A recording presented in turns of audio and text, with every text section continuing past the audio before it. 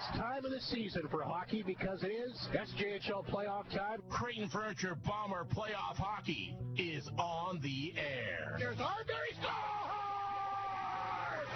Redirected by Delisle! Bombers win in double overtime! The Bombers are back in the Final Four. Back to Sykes, out front, rebound, score! It's a semifinal showdown between the Maroon and White and the Weyburn Redwings. They're going to get the moose leg. He's broken down to grab the moose leg. We've got a brawl on the ice. All over a moose leg. This is unbelievable. Oh, my goodness. Here with the call to action. And that is a beauty. Along with the insider, Mike Slip. Absolutely. Voice of the playoffs. And the Bombers have done it. Wow. This team just won't quit. The one and only. That just shows you how the game of hockey works. Mr. Rob Hart. You're on. All righty, thank you very much. And welcome to the Whitney Forum, the sidelines for Game 1 of this SJHL semifinal. The Flin Flon Bombers, the Weyburn Redwings. Here we go again. Wings ended the Bombers season last year, you might recall. In 6 games, they won both games. The Whitney Forum had Flin Flon in a hole early, 3 games to none. Flin Flon played better as the series went on. But you can't do that, and Flin Flon will want to avoid that same fate here this year. Obviously, 2 different teams, 2 different situations. But I'll tell you what, a great rivalry nonetheless, especially in the playoffs. Of course, we remember that infamous moose leg incident from a number of years back. Interesting, Brandon Switzer of the Bombers was heavily involved in that. He's been brought back, actually, I guess as a second assistant coach, kind of an advisor here. They brought him back here for the playoff run, so he's back at the building, and I'm sure some great memories for him as well as the Bombers get set to step up against these Weyburn Redwings. Looks like a tremendous crowd here tonight. Fans pouring in from all over the place, and I think this will end up being the biggest crowd of the year. We've seen it at the Forum. There's a lot of excitement, a lot of anticipation. Bombers swept their opening round series against the Bruins 4 straight. Weyburn a little bit more work to do, beating a very much improved Ipwood Hawk club in 6 games, and a lot of that on the backs of the 3 players that they, of course, brought in this year. Riley Pierce, who had an unbelievable series, 9 points in the 6 games. The former Bomber, the standout defenseman. Will Monroe, who was part of the championship Melfort Mustangs last year. Cody Mapes made a deal to bring him in.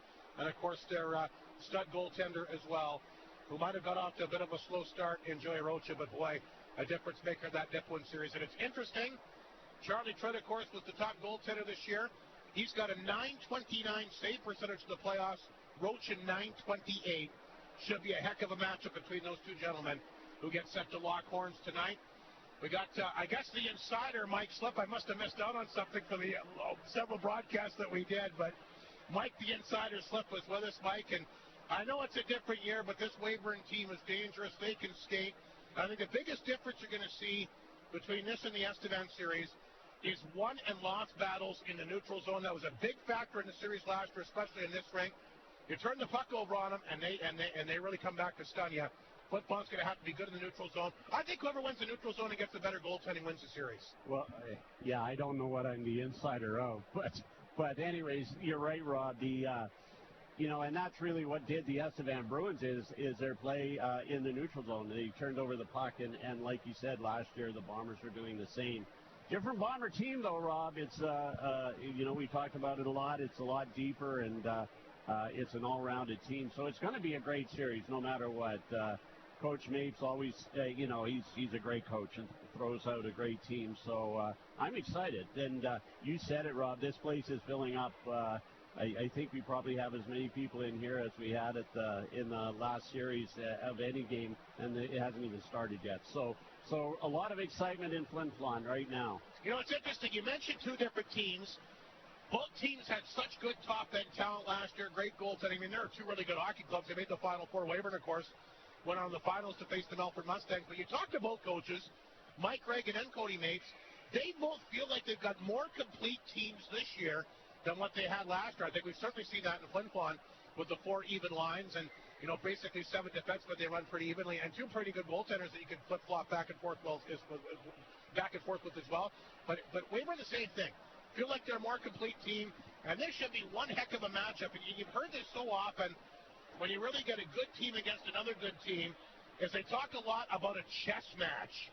And I think you could see that with these 2 veteran head coaches. They know each other well. But again, I find it really interesting with as much talent as both these teams had last year, how good they were. Both teams feel more rounded and better all-around teams than they had last year. Yeah, absolutely. And you know, you said they're both great teams last year. But, you know, I can speak more about the Bombers is that, you know, they had great players and the great goal scorers. But this team, all the way through, we've said it time and time again, there's really no first, second, third, or fourth line. Mike Reagan can put anybody out, and the guys that are sitting out, whether they're hurt or just having to sit out, are capable of coming in and filling in and not missing a beat. And it sounds like the Weyburn Redwings are in the same position. So those are teams you know that don't come along every year. And you know, I know that both teams want to make the best of it. Well, you talk about two great coaches, certainly two great recruiters, and two guys that aren't scared to make big trades. I told you, or we talked about the three major deals that Weyburn brought in, of course, getting Rocha and Pierce from the Western League, and of course the trade with Melford to get Monroe, but a pretty good trade for Flin Flon as well, bringing in the likes of Connor Miller, Ryder Knudsen, who will be in uniform tonight, and of course Charlie Tritz. So both coaches not scared to make big moves, and we'll see if it pays off or who it pays off for. One of these teams will be headed back to the SJHL final for sure. So we're about 13 and a half minutes away from puck drop. Another big question for the Flin Flon Bombers. How healthy are they? 7 regulars were out of their lineup for the fourth and final game against Estevan. You can't have 7 guys out against this Weyburn club. Mike Reagan will answer that question and much more as we prepare for game 1 of the SJHL semifinal. By the way, I just want to say a personal thank you to the Grang of Creighton Furniture. Once again, the driving force behind this Flin Flon Bomber playoff broadcast, and of course, all the other wonderful sponsors as well. Could not do this without you. Best sponsors anywhere, best community support anywhere, and we're so fortunate to have all these wonderful people bringing us Flin Flon Bomber playoff hockey once again here on 102.9 CFAR and FlinFlonOnline.com. Clear.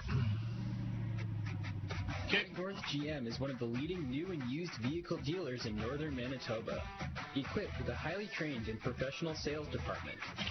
They also have multiple certified trained technicians on site to make sure you get the best service for your car, truck, or SUV at an amazing price. Stop by Great North GM in LaPaw on LaRosse Avenue, because it's always a great day at Great North GM. You're on. Good evening. Welcome to our SJHL Coaches Show. Mike Reagan, the head coach here with the Bombers, will join us here tonight. Mike, game number 1 of the SJHL semifinal. I mean, I don't think it was ever in doubt you're going to win the Estevan series, but I know it was important. You got it done in 4. How important was the rest? I think huge for us, Hardy. You know, there's a lot of guys that have been banged up for, 5-6 weeks and just grinding through some injuries, and I feel like that time off allowed us to give them 3 or 4 extra days away from the rink, and I think we did a good job of breaking up practice, and hopefully we get rewarded here in game 1. Now the $1 million question, Mike, how healthy are you going into this series? Well, I think we're healthier than we've been for a long time. Unfortunately, this morning we found out that Stint won't be able to go here tonight. Just dealing with something very small, but hopefully he can go tomorrow night. But we will have Muka back in the lineup here tonight. We've got Joey back in the lineup. We've got Delisle back in the lineup. We've got Knudsen back in the lineup, and we feel like we're getting as close to 100% as we've been in a long time. Well, that is good news, because that's 4 impact guys you just mentioned. Yeah, I mean, I think that they all have big roles on the team. Obviously Maverick is very effective on the power play for us, and we've had guys step up and do a tremendous job when guys aren't in the lineup, and we've kind of done it all year. I think that you take a look at a lot of our 18-year-old rookies, they've played way more games than a lot of guys in the past because of all the injuries that we've had throughout the year and that. But no, we're excited about having a couple more guys back in the lineup, and hopefully a few other guys will get in as the series goes. You fight all year for home ice advantage, Mike. It's obviously important this series. Weyburn, a very good hockey club, and of course you remember how good they were in the playoffs last year. I mean, home ice didn't really matter. I think both teams played better at each other's rink. But saying that, you worked hard for home ice this year. I know to start the semifinal, probably a lot better playing here than playing in Weyburn for you guys. Well, I think that the fact that they had to travel up here, after finishing their series on Monday, that's one whole day that they don't get to prepare. I'm sure Tuesday was a day off, so basically they had Wednesday and then traveled up here on Thursday. We got to take care of what we can here at home, and then, we hit the road in our brand new bus and go down to Weyburn and see if we can steal one or two there. Game one, Mike, I know it's a 7-game series, but how important is it to set the tone, especially after you got behind the 8 ball last year? Yeah, I think we got to learn from last year's mistake, Hardy. Just starting on time, we can't afford to be rusty. We've seen that the last 2 years in the league final against Melfort. We were rusty in game 1 and 2, and we fell behind 3-0 in that series, and we got better as the series went on, and same with against Weyburn last year. But you dig yourself that big of a hole, it's tough to come out of. Mike, you take a look at your team. We've talked about it all year long about just how deep you are with 4 lines, and I think it was at least 11 guys in double figures in goals. But I think come the playoffs, how good you are away from the puck, and I thought you really showed that in the last series. You only gave up 5 goals in 4 games, and I know it's Estevan, but the last time I checked, you and Rennie scored a lot of points this past year, so did Williams and Olsen. As good a line as there is in the league. You did such a good job away from the puck with a lot of guys out of uniform. Must be pretty happy to only give up 5 goals. I mean, in 4 games, that's outstanding. You win 4 games straight, and 2 of them are shutout. I think you got to be pretty happy with how you defended. And when you stop a guy like Rennie, as you mentioned, and Williams and Olsen, we did a pretty good job. And I think that I don't think it was a 4-0 sweep, to be honest with you. I thought that maybe Estevan could have snuck out 1 or 2 of those games, but in saying that. Part of winning hockey games is defending, and we did a really good job of that. Haven't given up a power play goal either. I know your power play after Ward got injured, unfortunately wasn't able to manufacture much. But again, in all due respect, I mean, no Lees, no Delisle, no Ward. I mean, a lot of good guys not out. Some of the guys you have back tonight should help your power play. Yeah, we feel like, with the revolving door on both units, it's been difficult to really, have that chemistry that we've had throughout the regular season. And I think that having these guys back is definitely going to have an impact. It sucks that Ward got injured there. He had 2 power play goals, was playing great, was playing the way we were hoping that he was going to, and then he suffers the injury. So it's unfortunate, but that's why you build depth, and I think we're still very confident in the personnel that we have. Mike, it's a new series tonight against a different team, obviously a pretty deep team. What will be the keys for your team in this series? Well, I think that they're a fast team. They're built differently than other teams in the league. They play a certain style that not a lot of teams do in the league, and so we've got to adjust to that. We've got to harness their speed, do a good job in the neutral zone. I think that not giving up our blue line is going to be important. And, of course, we've got to play bomber hockey. We've got to be physical on them. We've got to make them pay the price. And I think getting to their goaltender early on would be huge. And if you can get the crowd behind you early, that'll be a good factor, too. Yeah, I mean, if you score one in the first 5 minutes, I think that bodes well for our team. And we're tough, once we get the crowd into it. And if we get some momentum, a lot of times it's kind of like an avalanche. Sounds good, Mike. Good luck in Game 1. Good luck in the semifinal here against Weyburn. Thanks very much, Robert. Mike Reagan, the head coach of the Bombers, once again here on 102.9 CFAR and FlinFlonOnline.com. Clear. Bailey Homes has 15 years experience in the North, specializing in RTM homes and foundations, and are also proud supporters of our community. They are so thankful to Flin Flon and the surrounding areas for supporting them all these years. Bailey Homes is always willing to chat with a potential customer to show what they can do for our community. Your trusted builder in the North. Visit bailey-homes.ca. You're on. SJHL Coaches Show continues. Game 1, the SJHL semifinal. Once again, Cody Mates, the head man of Weyburn, will join us. And Cody, didn't we just do this? It seems like literally yesterday, the SJHL semifinal between these two teams last year. But here we are again, and I know that you and the Weyburn Redwings is a matchup you've been looking forward to. Yeah, it's funny walking here yesterday, and it's a little deja vu almost, and so it's good to be back. It's always fun to be here. I mean, it was not that long ago. It was, first week of February we were here, and so, we're excited to get back to it. Talk about the opening series victory against Nipawin. I mean, I know it was a little bit tough in the beginning. I know it was a little physical. Then as it kind of went on, you seemed to kind of run away with it. But your thoughts on winning it in 6 games? Yeah, you know what? I think we probably let Game 4 slip away. We weren't great, but I thought throughout that series, other than 2 periods in Game 4, we really got better every game. I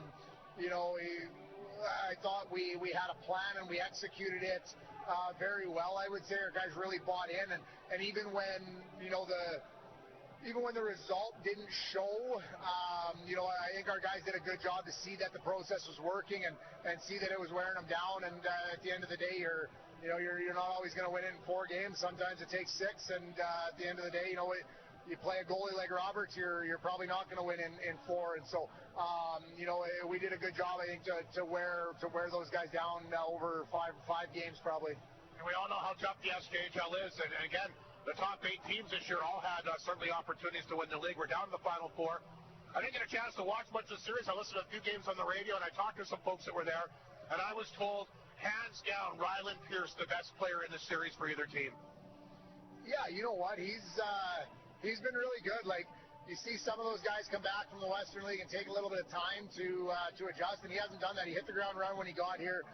He's been an unbelievable teammate since he's been here. He's been good in practice. He's learning some leadership, which I don't know that he's ever been in that role before. And so, we're very happy with how he's been. And I can't say enough good things about him off the ice. And I mean, on the ice, it speaks for itself. But he did a great job on that back end in that series, leading the way with sticking to our plan and making sure guys weren't trying to do more than what we should. And at the end of the day, yeah, he's a difference maker.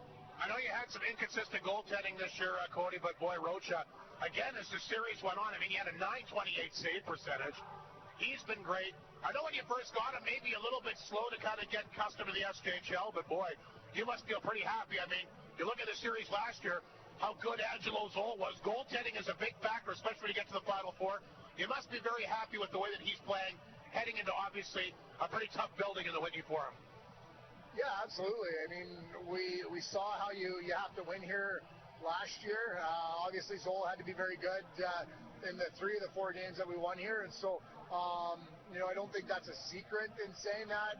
Roche has been very good. I feel like since he got here, he's gotten better and better. Him and our goalie coach have put in a lot of work and, straightened some things out. And, he's really bought into that. And so that's been great. And people like him don't fail. He is such a hard worker and such a good person. People like that don't fail typically. And so, I think, what you've seen is kind of what he's been working for and what he deserves. And, it's been great to see that kind of come to fruition. And, I think, even throughout the Nipwin series, he was unbelievable when we needed him to be. And you know what, like, even you look at Game 3, we give up 2 shots in the first period, and the first one's not until 7 minutes left in the first period.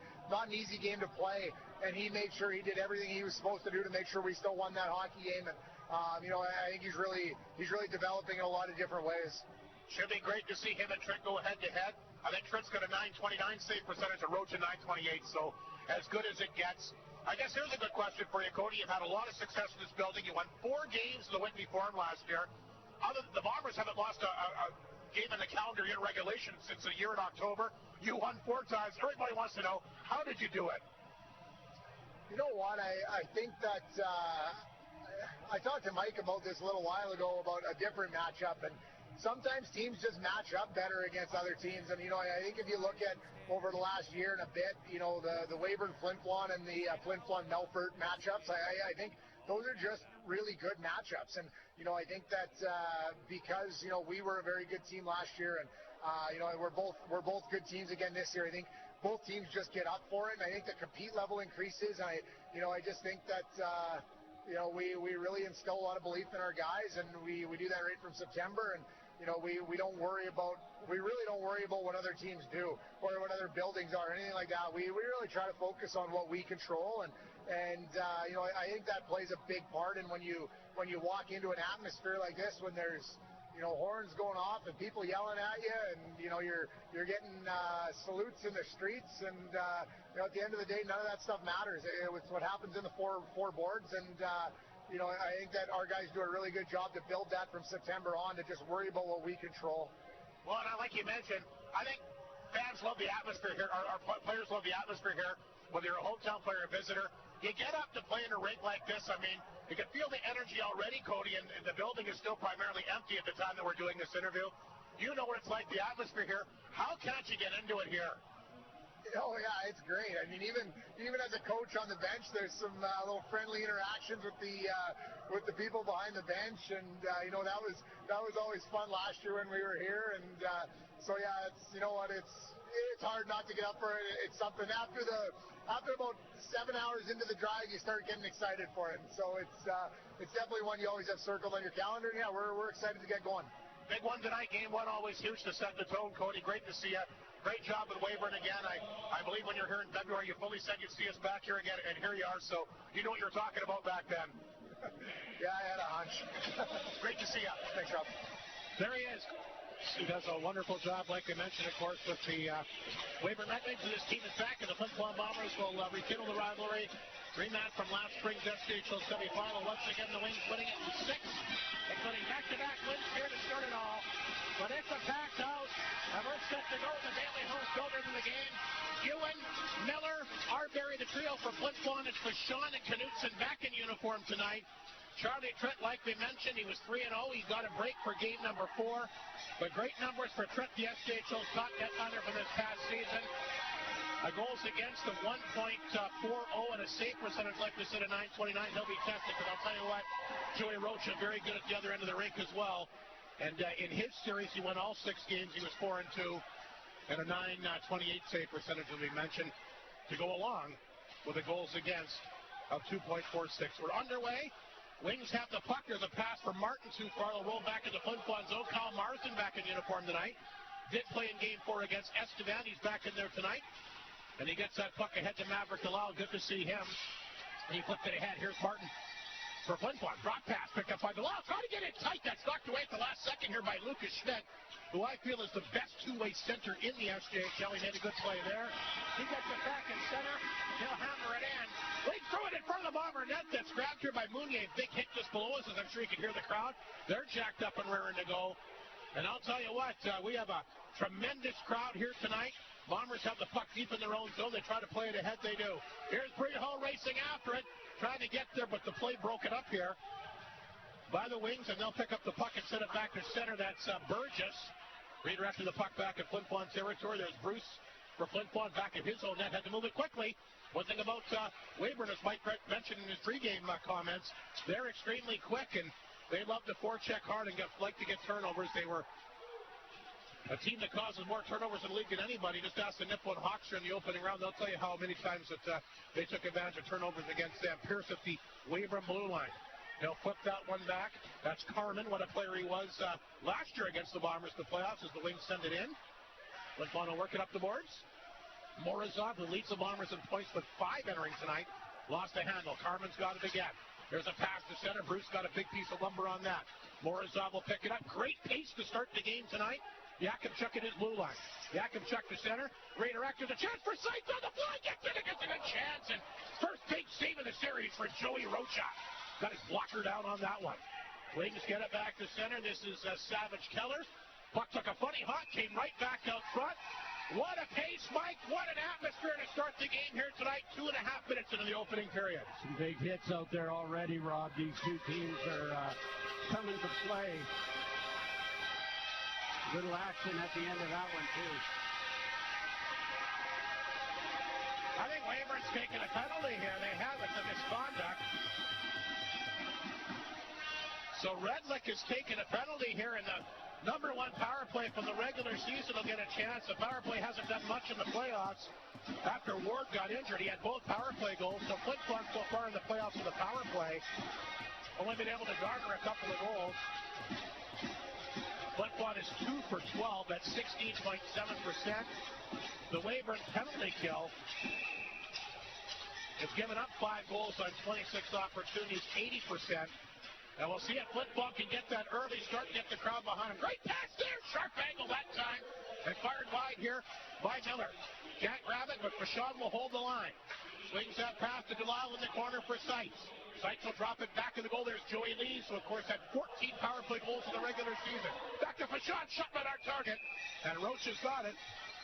And some good movement by Flin Flon off the faceoff. A big factor in that Estevan series as well. Winning faceoffs, that'll be a key. I mentioned Lucas Schmidt, how good he is. Yeah. They say that he might be the best faceoff man in the league. I'll tell you what, Connor Miller, very good for Flin Flon, as we saw.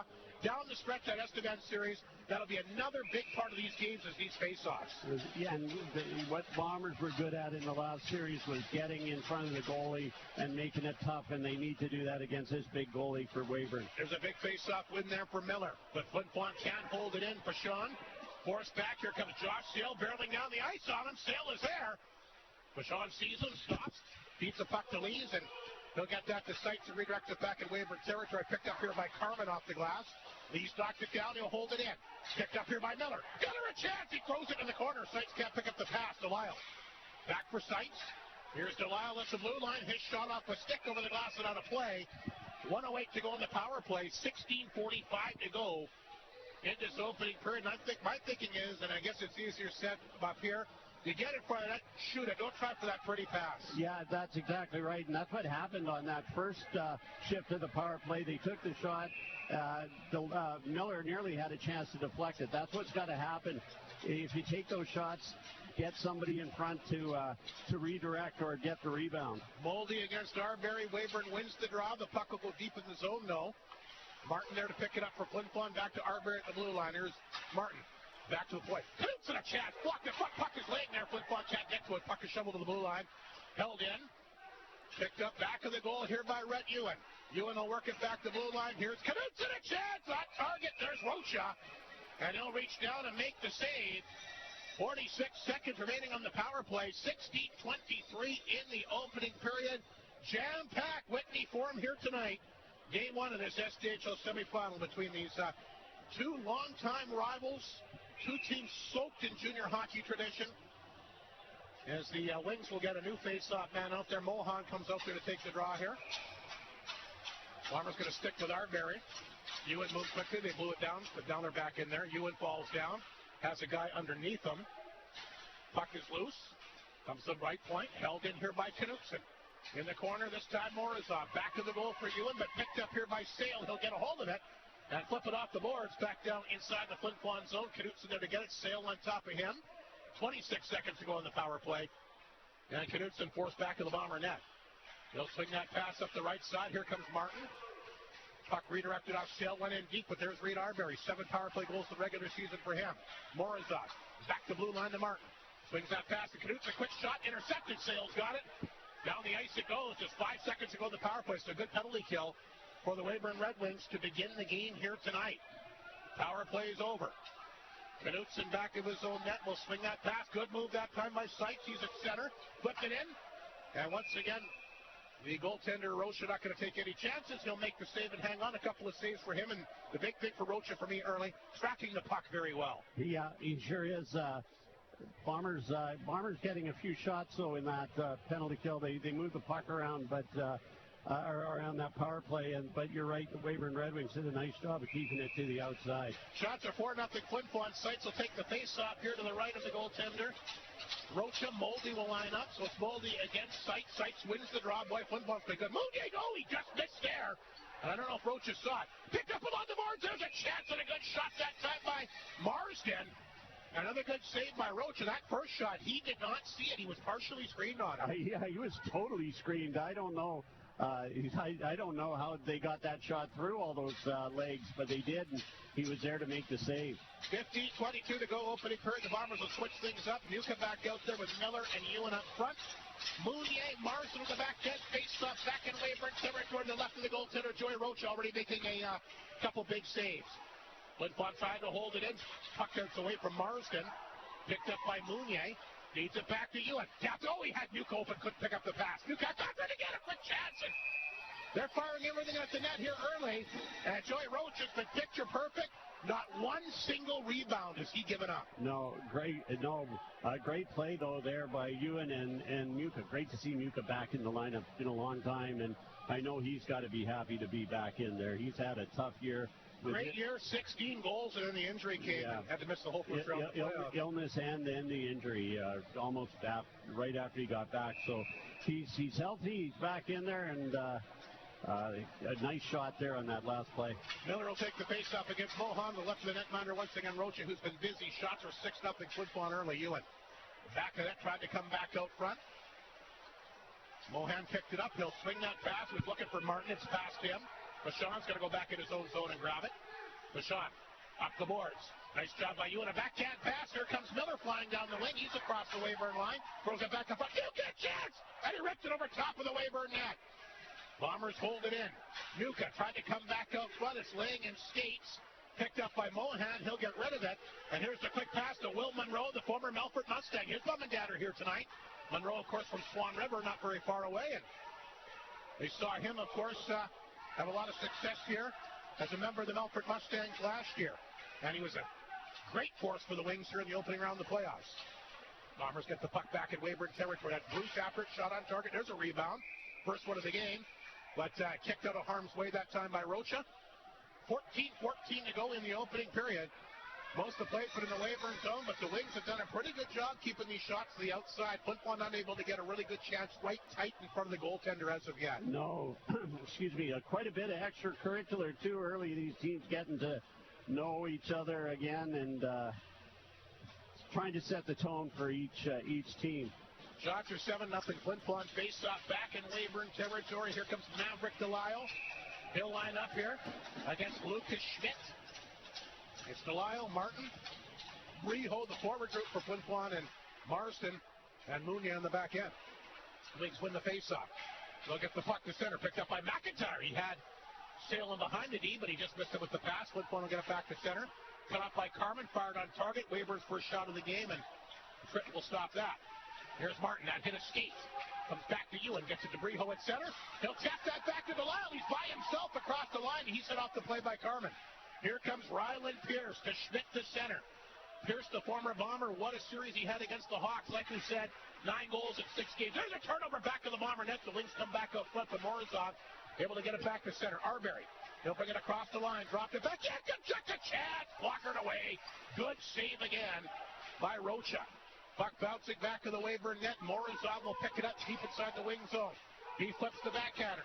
Bruce has got it. He takes a shot. Deflected by Lees. It's in skates in front of the Weyburn net. And that's dug free that time. And fired back down the ice by Schrader.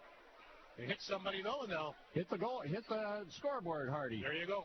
13-15 to go. Opening period. 7-1 the shots. And great pace. Both teams skating very, very well. Mike Regan mentioning. Worried about a little bit of rust. We haven't seen that so far tonight. I think excitement to get back on the ice. It's been a long time since I've seen a game. You, of course, went to Estevan, but it just seems like a super long time, and it has been. So Miller wins another face-off. There's a shot fired wide. Pitch it in. Yakimchuk, a shot right batted away. Good save again by Rocha. Boy, he's been good. Yakimchuk holds the line. Shot again off of Doyle, skate to the corner. Miller after it. Muka back of the net. He'll shift that around for Yakimchuk. He'll wait for it. Back of the goal. That's Muka trying to dish away from traffic. He does. He'll flip it around the board. It's the right point picked up by Bruce. Bruce gets it. Throws it out front. Deflected by Muka over top of the net. Now, one of the few times that Flin Flon's been able to get a forward in front. Actually, 2 of them were in front that time. Muka, who redirected the shot, and Big Rhett Ewan sitting behind him. His mom and dad from Saskatoon catching the action here tonight as well. Ryder Muka looking like he hasn't missed a step. He's had 2 great shifts out there. 12:47 to go. What an opening period so far. Shots 9-1 Flin Flon. And Mike Regan doing what he's done all year, rolling 4 lines consistently. Lees comes out for the face-off against Martin. Lees, Morozov, Arbery, Knutson, Fashawn on the back end. Face-off to the left of Rocha inside Weyburn territory. Wings win the draw. Pierce can't clear it out. Here's Fashawn. Knocked it down along the boards. Arbery. Blue line. Knutson a drive. It missed by much. Morozov has it back to the net. He tried to come back out front. Pierce took it from him, threw it to the corner. Knutson after it. Carmen, he's after it as well. Throws it to the blue line. Flin Flon holds it in. Here's Fashawn. Out front. Deflected. Lees just over top of the net. Mohan will get to it. Finally, the Wings get it to center. Knocked away by Knutson. He turns it over. Here's a chance for Mohan. Mohan alone shoots. Oh, big save by Tritt. The Wings get a good opportunity here on the Bomber turnover. Mohan will get his own rebound in the corner. Big save by Tritt early. Wings finally getting a good chance on the breakaway. And Charlie Tritt turned it away. Morozov Across the Weyburn line, tied up with Pierce. Pierce will win that battle. He'll get it to center. Seitz gets it back inside the zone. Here's Carman. He'll knock it down for the wings. Feeds it back to Pierce. Up the middle. Looking for Mohan. Missed the pass and hit somebody because icing's waved off. 11:42 to go in the opening period. Boy, what a tremendous atmosphere and pace here for Game 1 of this SJHL semifinal. Here comes Leo Seitz down the wing. He'll get that one in deep. Aquila, though, back to take that one away from him. Around the boards, intercepted by Mounier. He'll get the puck along the boards, keep it inside the Weyburn zone. Along the boards here for Ulmer. Ulmer, 2 goals against the Bruins. Aquila, though, roughing him up in the corner. There's Monroe. Shot to the blue line, knocked down by Mounier. Fired on target, blockered away again by Rocha. Rebound grabbed here by Redwick. He gets hit hard. Puck is taken away and set back inside the Weyburn zone. Seitz set down and behind the play. He was looking for a call. Play continues back to center ice. Savage Keller redirected it inside the Flin Flon zone. Straight out of his net. Up the boards to Breho. He'll grab it at his blue line. Here's a quick pass up the right side. Martin tried to chip that one in. Great defensive play that time by Jackson Doyle. Here's McIntyre for the wings. Fed it back to Schmidt. He'll dump it in from McIntyre. Bumping with Yakupchuk up the boards. Flin Flon can't clear. Here's Lucas Schmidt along the boards. Snapped it back in. McIntyre to Schmidt. Schmidt along the wall. Trying to cut out front. He's hauled down. He's looking for a call as well. Looking back at the referee. He didn't get it. Here comes Breho. Back up the middle to Lyle. One pass too many. Martin got caught up by Sale. McIntyre again along the boards. Wings to the line. Held in by Caduce. There's a chance. Deflected. Puck is loose in front of Rocha. The Bombers can't take advantage. Sale after it. Turned it over for Sean. A chance. Redirected by Delisle. Grab back to the net this time.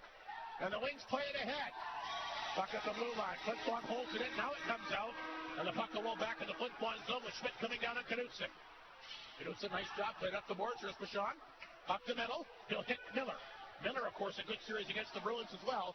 Couple of game-winning goals in the series. Trying to chip that back out front. Bichon. He'll knock it down and hold the line. Here's Bichon. A chance over top of the net again. Just missed it wide. Over top of the left arm that time of Rocha. Pierce scrambling to get free. Carman up the boards. Mounier. He'll try to intercept that. Puck picked up by Carman. Back to the Weyburn net. Carman along the wall. Mounier can't knock it down. Puck comes out. Grabbed by Ewan at center. Here's Marsden. He'll hammer it back in. Pierce will grab it for the Wings. They'll try to slow things down. Shots are 11-2 Flin Flon. 9:18 to go in this scoreless opening period. There's the stretch pass. Too far that time from the Weyburn forward Moldy, and that'll be a nice call against the Wings. What a pace, Rob. Holy smokes. This is playoff hockey, is it not? It absolutely is. Media timeout. We're going to take a break. Boy, what a period so far. Great stuff. Non-stop action between these longtime foes. It's the SJHL semifinals once again right here on 102.9 CFAR and FlinFlonOnline.com. Clear. In 1927, Hudbay began and then grew with properties under exploration, development, and operation. Hudbay is proud to be a sponsor of this year's Bomber Playoff broadcast. Through active participation, bursaries, and donations, Hudbay is proud to continue its 99-year history of supporting the community, its organizations, and its people. Hudbay wishes the best for the Bombers and its fans, built on the strengths of today and tomorrow. Every show binged, eating 8 times a day, and walls are starting to ramble at you? This is Cabin Fever, and it's time for Shane's. How about picking up a new acoustic skill with a new crisp guitar or a booming drum set? Or bring those big family game nights back with a new game for any age. Stop the walls from talking to you and beat down Cabin Fever with selection unlike any other. Shane's at the Atinikay Mall will beat those indoor season Cabin Fever blues. Take charge. Head to Shane's at the Atinikay Mall. You're on. Big shot fired on target. Rocha kicked that one away. We're just out of the media timeout. Back at the Whitney Forum. 9:05 to go here in this opening period. Oh, what a game so far. Game 1 of the SJHL semifinal. The Flin Flon Bombers, the Weyburn Redwings. The Bombers been pressing and not been able to get a goal, though. Wings have the puck right now. They'll skate with it to center. Here comes Pierce across the Bomber line. He'll fire that. Remember, there's 2 Pierces on Weyburn. We should mention that. Callis Pierce, the forward from Rupert, BC. And, of course, Ryland Pierce, the former Bomber from Martinsville, Saskatchewan, former longtime Western Hockey Leaguer. So, yeah. I noticed Rocha, after that timeout, went down the lineup on the bench and tapped everybody's glove. Yeah, he said, "We're okay, boys. We're still in this." So, but the Bombers out shooting them 12-2 right now. You're right. They have not been able to solve them so far. Puck will roll back inside the wing zone. There's Martin after it. Leaves it in the corner. That's picked up here by Schrader. He ran out of room, but he'll flip it back to the goal for Martin once again. Martin plays that one ahead. Wings will chip at the center from Monroe. Here comes Monroe to center. He takes a big body pick that got by Fasson. Here's Knudsen off the glass. Puck lifted the blue line. Monroe holds it in. Look out! Bouncing puck in front of Charlie Trenton. I'll tell you what, Monroe's been a very dangerous player for these Weyburn Redwings since they brought him in for the Mustangs. He brings in that championship pedigree. Again, he was dealt from the Stampeders last year for Trevor Blevins, used him for that big playoff push, and of course they won it all. And he might get another opportunity with a very good Weyburn team once again this year. 8:25 to go in the opening period. Shots are 12-2 Flin Flon, but the most dangerous catch is actually by Weyburn on that breakaway by Mohan. Yeah, great save by Charlie Tritt. Who hasn't had a lot of work here so far. No, 2 shots, and one of them was that save. Schmidt will take the face-off here for the Wings as he'll line up here against Maverick Delisle, deep in the Flin Flon zone, to the left of the goaltender, Charlie Tritt. Bruce off the draw. Gets the puck to line. It does come out. Tell you what, he had me fooled there. I thought that Doyle kept it in. Linesman said no. Puck comes back to center. Here's Schmidt. Back across the Bomber line. Bruce will knock that one down. He'll play it ahead. Here's an opportunity now for Maverick Delisle. He'll come one-on-one here. Against the Weyburn D-man, can't beat him. Good job again by Doyle to hold his ground. Delisle will rip that around the boards. Left point for Yakubchuk. He catches up with it. Back to the goal for Breho. Can't knock it down. Martin for the Bombers has it. He feeds Yakubchuk. Look at traffic out front. Puck bounces. Doyle after it. Back of the Weyburn net. Left it there. Scooped up here by Bird. Bird will play it back to center. Flin Flon cuts that one off again. Schmidt on top of it. Gets it back to Bird. Bird will poke it to center before he runs into Ewan. Here's Miller for Flin Flon back across the line. He had Ewan open. He couldn't get it to him. Broken up that time by Schmidt. And a penalty coming up here against somebody. We got some pushing and shoving over by the Weyburn bench here. I think it's going to be a penalty against Flin Flon, I believe, the initial call. High stick to somebody. Mounier, of course, got drilled at the Weyburn bench, so that's got a bit of a crowd noise. Tough to tell who's getting the penalty here. It's going to be Miller for Flin Flon. Or wait a second, is Weyburn going to take a penalty now as well? Boy, is that undisciplined.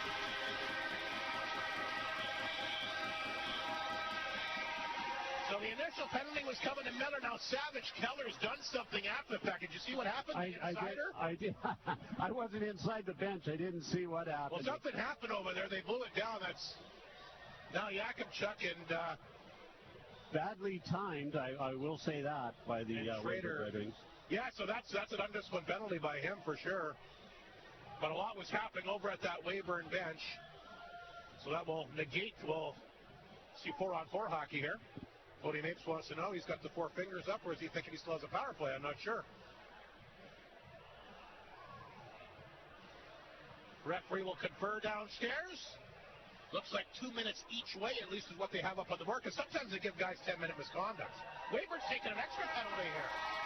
It might be a misconduct. Yeah. No, it's an extra 2.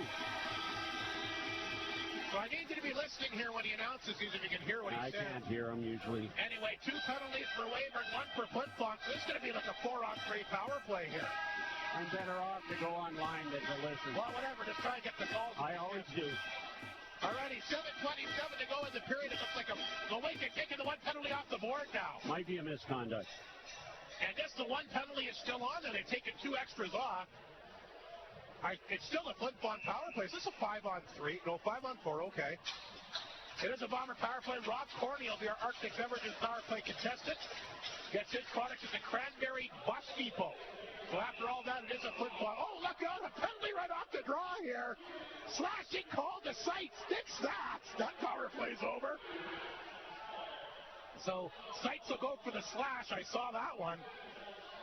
And I'll tell you what, Rob, if you're listening, we'll give you another chance to power play next time, only 4 seconds. So that will negate the Bomber power play. So Seitz gets the slash, and now we're going to see 4-on-4. Which should open things up even more. What's already been an electrifying opening period between 2 teams that really like to skate. So 4-on-4 hockey. Sykes takes the slap. We'll get a face-off back in Flin Flon territory. Schmidt will line up for the draw here against the Bombers. Joey Lees. Shots again, 12-2 Flin Flon. But a lot of them have been from the outside. There's a bad bounce back to the Bomber net. The Wings will try to jump on that. Schmidt tried to throw it out front. Schmidt got his stick down and made the save on that. Bombers try to freeze it up along the boards. That's Arbery. He'll go back to that for Flin. Had to be careful. Good forecheck here by the Wings again. Racing in there to tie up Flin. He does get it free. Arbery has it. Arbery to his blue line. Made a good move at center. Here comes Reed Arbery across the line. Carrying the puck in. Flipped it to the left point. Flin waits for it. Knocked it down, made a good move there. Flin in front of that, cutting it in the back, get it on target, and a good save again by Joey Rocha. But what a play by Xavier Flin. I would say that's the Bombers' best scoring chance in the opening period. Flin looked great. Penalty drop. Connor Miller, high sticking, 2 minutes. Adam Savage-Keller, unsportsmanlike conduct, 2 minutes. And Trenton Redlick, 2 minutes for boarding on that play. And, of course, the Leo Slate slashing penalty. Great work by the online scorers to get those up there so quickly. Face-off back inside the Weyburn zone. The left of the netminder, Joey Rocha, the story here of the opening period.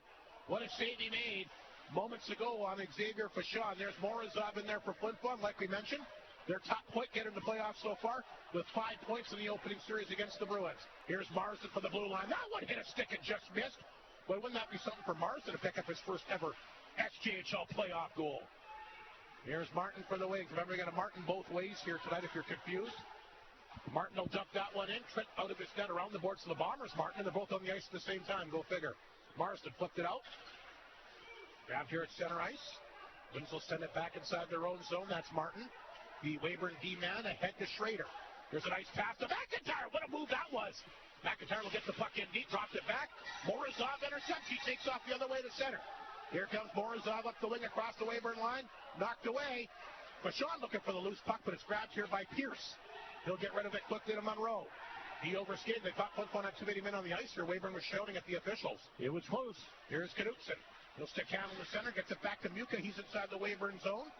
Muka gets away from a check. Muka left front. Tried to get it up front. Lost it the last second. Good effort there. Carmen, the Weyburn D-man, gets it back. Flipped it to Pierce. Here comes Pierce for the Wings. Ahead to the other Pierce.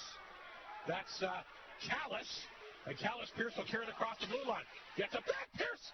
Shot on target. That was Callis Pierce going to get back to, of course, the D-man Ryland Pierce, and a save made by Charlie Trent. And look how quickly Ryland Pierce is back inside his own zone. Nothing to charge. It was the first guy back at his own end. Wings will dump it for an ice. 5:08 to go in the period. And boy, outstanding end-to-end action. Yeah. And again, we talk about the neutral zone, the turnovers. You turn the puck over. Look what happens. 13-3 shots, but the pace of play is fantastic. And the Bombers have done a nice job of shoring up the neutral zone and keeping the puck into the offensive zone, too. And, you know, they've had some shots from the outside, but there's been some tips that have just missed. Yeah, they've been able to get a lot of sticks on pucks in front of the net, like you mentioned, but they've not been able to get one on target as of yet. Seitz is back out there for Flin Flon after serving his penalty. It's Seitz, Ulmer, Lalamier, the forward group for Flin Flon. Lalamier, I thought, had a really good series against the Bruins. Bruce and Yakimchuk on the back end for this face-off deep in Weyburn territory. Wings win the draw. Doyle, the Weyburn D-man. Oh, he turned over in front of his own net. Seitz will get a hold of it. Oh, Doyle very fortunate there as he gave it up right in front of his own net. Seitz didn't get a lot on it, but you don't want to turn the puck over in front of your own net. That one was a bad one, but I don't think Seitz could have got any wood on it got as much as he wanted on it, no. He won't want to do that again, though. No. And you can see when he came to the bench that Cody Bates had something to say to him right away. Miller will take the face-off here back inside the wing zone as he lines up here against Drew Moldy. Moldy, of course, a big part of that Weyburn club from last year. Terrific forward again for the Wings. Gets it up the middle as the Wings will get that one in deep. That was Burgess, but he ran out of room. Flin Flon will flip it down the ice. Racing back to get it is Pierce. Here's Bird. Knocked away. There's Brett Ewan on it quickly. Ewan lost the handle. Grabbed by Doyle at the side of the Weyburn net. Played it ahead. Burgess has got it. Lost the handle at center ice. Bombers get it back here to Ewan. Ewan trying to come back out front. Wings come back the other way. Here's Moldy. Trying to lift that ahead to Burgess. Puck is bouncing at the Bomber blue line. Yakimchuk will tap it ahead. Ryder Muka trying to get a stick on it, but it's knocked away. Bird's got it for the Wings. Got his pocket picked by Delisle. It's knocked down. Here's Breho in the corner. Breho has it. Back to Yakimchuk at the blue line. Left side, Mounier. Walked in a chance. Big save. Rocha rebound cleared wide, and Muka shake it up. Mike Slip as he skates back to the bench. That hits Muka as he's getting off the ice. I should have blown that play down. Play continues. Schrader's got it for the Wings inside his own zone. Played it back to center. Puck will redirected Flin Flon territory. There's Marsden after it.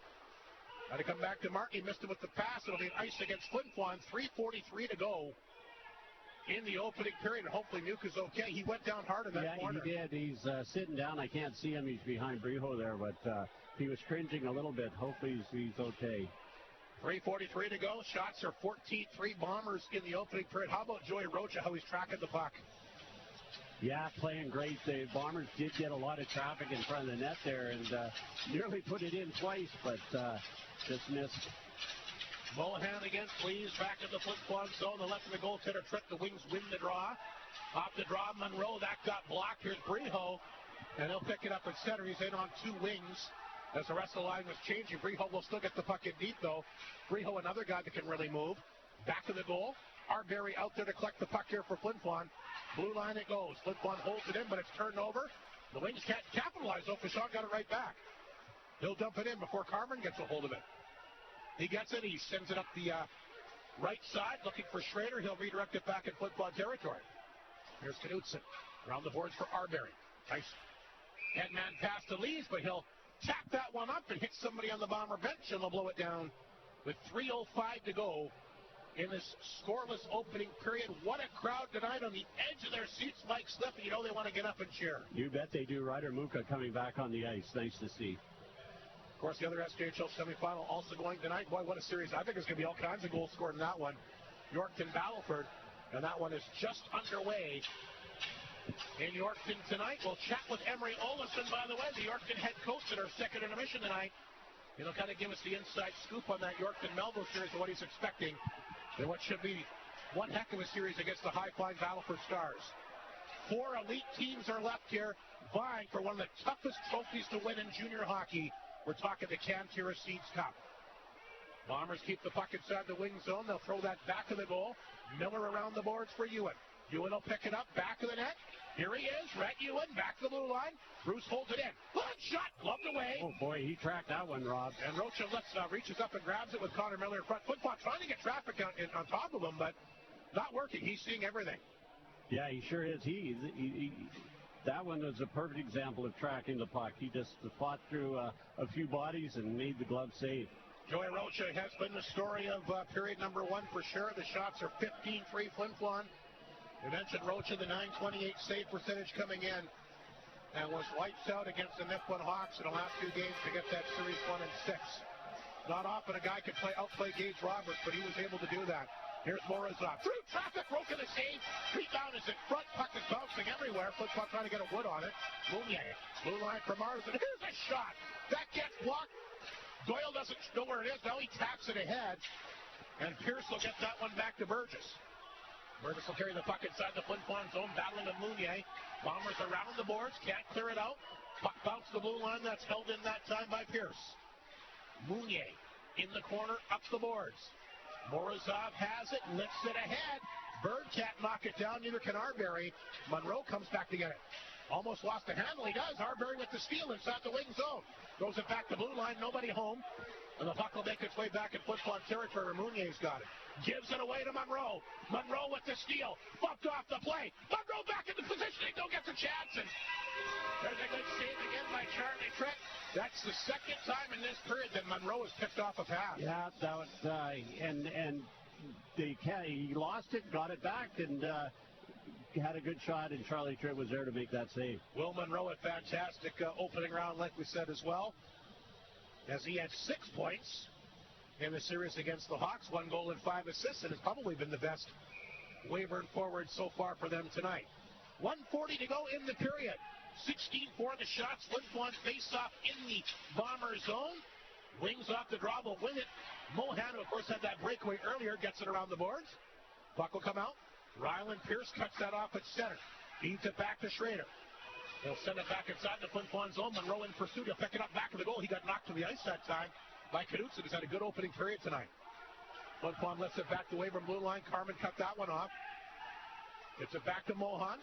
Here's Mohan at center. Gets it inside Flin Flon territory. That's hammered in that time by Schrader. Mohan after it. Good work in the boards. Mohan has it in his skates. Pierce will keep it inside Flin Flon territory now with less than a minute to go. Knudsen after it. They had the Scheitz redirected outside the zone, and Ryland Pierce will pick up the puck inside the Weyburn zone. Back up the middle to Monroe. Redirected in Flin Flon territory. There's Knudsen. Plays it ahead to Jack Mark for the Bombers. Back to Lalamier. He's at center. Lifts it in. Goes for a change. And here comes Delau trying to race down and pick up the puck. But the Wings have it. Monroe for the Wings still out there. Long shift for him. Carried it to center. Took a pretty good slash that time by Breho. Flin Flon will get it back to center. Intercepted and flipped back in Flin Flon territory that time by Schrader. He's been out there a long time for the Wings as well. Here's Breho. Takes the pass. 20 seconds to go in the period. Up the right side for Mark. He's got the puck in deep. Jack Mark down the wing. A chance. And Rocha off his right shoulder. Jakubchuk will hold it in. Back of the goal. Martin back in front of pass, and the Wildcat convert. 6 seconds to go. Bruce the chance. It gets blocked. Comes back out front. Jakubchuk races after it. And that's going to do it for the opening period. Mike Slip. Great hustle by the Bombers tonight, but have not been able to beat Joey Rocha. What an opening period for him. 17 saves. Yeah, he was fantastic. You sure hope that the Bombers don't get down on themselves. You have 17 shots and walk away with no goal. But again, a lot of them from the outside. Yeah, but you're right, Rob. But as you say, any shot is a good shot, and they had a lot of tips and they had a lot of traffic in front. But we said it, Rocha was able to track the puck very well, and there's no harm in long shots as long as you have traffic, and the Bombers did a decent job of that in that period, I thought. The best thing that Flin Flon did in that opening period is their feet were moving steady, yep. And not very often you don't skate the Weyburn Redwings in a period. They did that. They absolutely because their feet were moving steady. They're going to have to come back and play that hard for the next few periods to try and pull it out against a very good, skilled Weyburn team that can skate. Yep. Great period by Flin Flon. Feet were moving steady, and I didn't get a goal, but I commend them on a great effort in the opening period. Absolutely. The Coach Mapes is going to adjust. He's happy, though, because it's still scoreless. 0-0. We'll take a break. The opening intermission for the North of 53 Consumers Co-op coming up. Not much to mention stat-wise. We'll come back anyway with that Northland Ford first period scoring summary, kind of get some thoughts and get ready, of course, for our Creighton Pizza player profile, which is going to be Xavier Fashon here tonight. And lots more from a electric Whitney Forum. Boy, jam-packed capacity crowd, and what an opening period by these two teams tonight here on 102.9 CFAR and FlinFlonOnline.com. Clear. Your local McDonald's at the Flin Flon Walmart location is excited about their brand new menu item, the Chicken Big Mac. Just like the iconic Big Mac, it combines a distinctive blend of freshly toasted sesame seed bun, creamy Big Mac sauce, fresh lettuce, cheddar cheese, and tangy dill pickle. And don't forget to stop by to enjoy all your other menu favorites as well at the restaurant between 8 a.m. and 9 p.m. Monday to Saturday, 8 a.m. to 6 p.m. on Sunday. Drive-thru now open 7 a.m. to midnight Monday through Thursday, and 24 hours a day Friday and Saturday, and open till 6 p.m. on Sunday. Your local McDonald's, once again at the Walmart location, once again wants to congratulate and wish the Flin Flon Bombers all the best of luck in the SJHL semifinal as they push towards the Cantera Seeds Cup. A table is not just a flat surface. It's a place where people gather, where stories are told, and where traditions are created, kept, and tasted. The North of 53 Co-op asks you fill your table with what they have to offer, like custom cuts of prepared favorites made by the local co-op butchers. Let them help you plan your next opportunity to fill the table, what goes on it, and the people who come around it. At the North of 53 Co-op, you're at home there. Everyone needs reliable kitchen appliances, and there's no better time than now with Maytag's dependable savings event at Creighton Furniture and Appliance Center. You can save $150 when you purchase 2 qualifying kitchen appliances, or save $300 when you purchase 3 or more. Get hundreds of dollars in savings just by shopping Maytag. 10 seconds. Get reliable kitchen appliances with the Maytag dependable savings event ending May 6th at Creighton Furniture and Appliance Center. You're on. And welcome back to Whitney Forum. It's the opening intermission show for the North of 53 Consumers Co-op. Not much to report there, Mike, in that Northland Ford first period scoring summary. No goals, I got Flin Flon 0 for 2 on the power play, but one power play was 4 seconds, and Weyburn 0 for 1.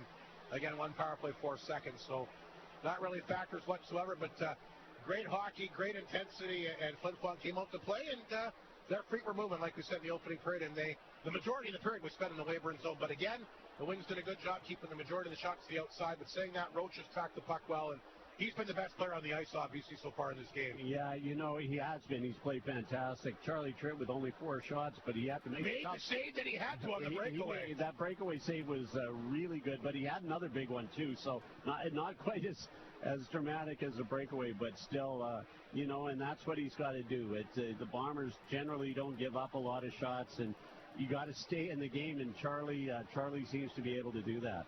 He certainly did. That's a big save on Mohan and a big save on Monroe, like you mentioned as well, towards the end of the period. But all in all, Flin Flon rolling 4 lines, and everybody getting involved. Everybody's been playing hard, and it's been, I guess, just like we see throughout the regular season, just next guy up, boys. Yeah, and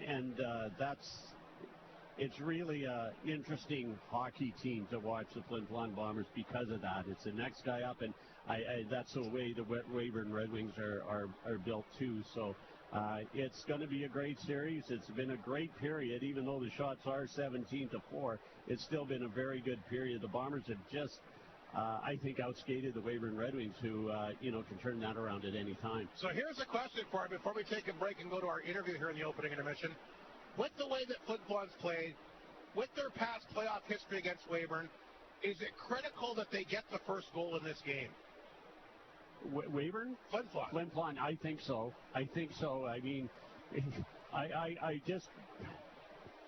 they haven't done it all year because they've outshot teams all year, but it worries me a little that you have 17 shots and no goals, and you don't want to get down on yourself, and they haven't done that. So I think it's important that they get that first goal. And another thing for Flin Flon, and we talked a little bit about it, and you'll hear it in the interview coming up, discipline. I know it was a bit of a factor for Flin Flon down the stretch. They did a very good job in the Estevan series to not take any undisciplined penalties at all that I saw. And Weyburn, in that series against Nipawin, their power play was electric. Got 5 goals on the power play in 1 game alone. So yeah, Flin Flon didn't get a goal in their first opportunity tonight. Again, for Flin Flon, you're going to take penalties, that's a given, but don't take any dumb ones, and try not to take penalties that go back to hurt you in the offensive zones. That'll be something to watch for as well throughout the game here tonight, and of course throughout the rest of the series. So again, no goals to talk about for our first period scoring summary for Northland Ford. Again, the shots big time in Flin Flon's favor, 17-4. And when these two teams are tied up after 20 minutes of play so far in the playoffs, it's been a good omen for both of them, actually. Weyburn is 1-0 when they've been tied after 1 so far, and Flin Flon 2-0 when they've been tied after 1 period of play so far in these SJHL playoffs. So no goals as of yet. We'll take a break. Our Creighton Pizza player profile coming up. Xavier Fashon, who had no doubt the best chance for Flin Flon in the opening period. Always a treat to watch. Tremendous young man, and he's a big Montreal Canadiens fan as well, which makes it even better. They have a chance to chat with him. He'll join us next. More of the opening intermission from the Co-op straight ahead on the one and only 102.9 CFAR and FlinFlonOnline.com. Claire. Gatorade's unflavored water is your new go-to for all-day hydration, infused with electrolytes for great taste. When you pick this up, all you have to do is flip the sports cap and drink the clear, refreshing water with no sweet taste. It's formulated for all active people to hydrate throughout their entire day.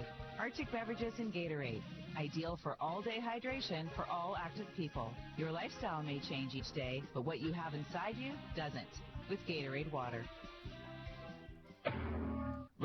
I just bonked my noggin, and now I got amnesia. Bummer Slam! You forget anything? Just the most important thing. I'm super hungry, and now I gotta call somebody and fight for the last something? That would be Creighton's Pizza. Of course, it's all coming back to me now. But I still can't remember if they have everything from ethnic favorites, burgers, to pizza, all the way to a double extra large. They sure do. Open 3 to 10:30 daily. Creighton's Pizza, 688-2080. Come on now. You got this. Fight for the last slice. You're on. Good evening. Welcome to our first intermission, our Creighton Pizza player profile. Xavier Fashon joins us here tonight. Xavier, a great opening round series for you guys. You swept it 4 straight. I don't think it was ever in doubt you're going to win this series, but I know you're happy to get it 4 done. You guys really needed a rest, didn't you? Oh, yeah. It felt really, really good. Sweep that first series. We were confident for sure, but you never know faced a good team. Estevan, they had good players, but played really, really good defensively. So I think that really helped in that series. And of course, getting that rest with the injuries that we had, that was really good for the team. A lot of energy here at the Whitney Forum for the first two games. Was it tough going into Estevan for games 3 and 4 with little crowd? I mean, I've been calling hockey games for a long time. I don't know if I've ever seen a playoff crowd that was that quiet. Oh yeah, it was really, really different from the WIT. That's what we love from Flin Flon. Just the energy is so good for us. The energy is good, but the energy it was really, really different in Estevan for sure. But we tried to build the energy like in the room, talking, just on the bench too. Like we had a good crowd for the game 4, just for the Bombers. So it was good for sure, but it was really, really different for sure. You mentioned those good crowds for the Bombers. They follow you guys everywhere, don't they? Oh yeah, I'm pretty sure in Weyburn we're gonna find a couple fans too. What's it been like for you? What was it like playing your first game in a Bomber uniform in the playoffs? What was that like? Oh, I was surprised to see that many people in the rink. Like, I heard about it in the past that like the playoffs is a different atmosphere, but it was so nice to see that many people, and just the energy that they give to the team is really, really good. And no, I loved it, and I embraced it for the rest of the playoffs. You've had a great year here with Flin Flon. You had a great year in the regular season. It's carried over to the playoffs. What's been kind of the secret to your success? I'm trying to keep things simple. I think that I talked a lot with the coaches this year, and that's what they told me, to keep things simple, even if like I can carry the puck and make good plays defensively. But my goal was to get better defensively through the year, and I think I've done a pretty good job for that. So it helped me by playing good defensively. It helped me have good offense after that too. So I'm just trying to keep things simple, skate with the puck, the things that I do well. Keep shooting, finding lanes. I think that's what I'm doing the best. You know, you mentioned that. I mean, everybody wants to score. Everybody wants to be good offensively, but there's a whole other side to this game. And I think defensive hockey's been one of the keys to this team's success this year. I mean, look at the Estevan series. Their top line, I mean, Rennie, he almost won the scoring race. Williams was another top 5 scorer. You guys did such a good job containing them. Yeah, no, only 5 goals against in 4 games. I think we could have done a better job than this. 2 shutouts too. I think our goalies have been really, really good. Just seeing them in net gives us a lot of confidence. They are confident, so we play with confidence in front of them, and we are really, really confident in our group, especially defensively. So we'll try to keep going in that series. Game 1 of the SJHL semifinal. You're here at home. You get Weyburn here tonight. I know you weren't on the team last year. I know last year was last year, this year's this year, but I'm sure you know that they were the team that ended your season last year. Yeah, no, I know the history behind the rivalry between Weyburn and Flin Flon. Of course, I'm new to this team, but I still want to beat them too. They're a really good team, but I think if we play our game, we play with our speed, with our strength, we will beat them for sure. Is there talk about that in the dressing room at the end of the season last year, or? Sorry? Is there talk in the dressing room about them ending your season last year? Well, yeah, I think a lot of guys really want the revenge for sure. So I'm trying to get that energy too, the revenge energy that those boys have, and it's really, really good for the team right now. I know it's a 7-game series there, Xavier, but game 1 is so critical, especially here in your own rink. You worked so hard this year to get home ice advantage. How important is game 1 tonight? Oh, it's set the tones for the series for sure. So all we want is play our best, play a simple game, play fast, and just play good defensively like we did in the first round. And if we set the tone tonight with a big win, I think we're really good for that series. Another thing that your team did well, I know down the stretch at the end of the regular season, your coach and I'm sure your players, a little concerned with the amount of penalties you were taking. You did a really good job in the playoffs on not taking any undisciplined penalties. Yeah, no, discipline is really, really important in the playoffs. Regs said it all year that if we want to win in the playoffs, we have to be disciplined. And I think that's a thing we did really well in the first round. So we have to keep going in the second round and stay disciplined, not take any undisciplined penalties, like you said. I know we had you on a couple times at the beginning of the year, but for people that weren't listening or don't remember, how did you come to Flin Flon again? How'd that all kind of happen? Yeah, so we have a Quebec scout here, and he talked to me, and I think it was in March or April last year. We won the championship back home, so I think me and Maverick, this put us on the map for sure. So he talked to me about Flin Flon. I had no clue what was Flin Flon, the Bombers, and I looked at the history of the team, how good they were in the past few years, and I'm like, wow, that's a great opportunity for me. So I got contacted by Regs, and we talked early summer, and he was like, yeah, I want you here. So I was like, yeah, I'm going. And I can't regret that decision. We have a really good team. It's a really good, great place to play hockey. So I'm just embracing the last few months that we have here.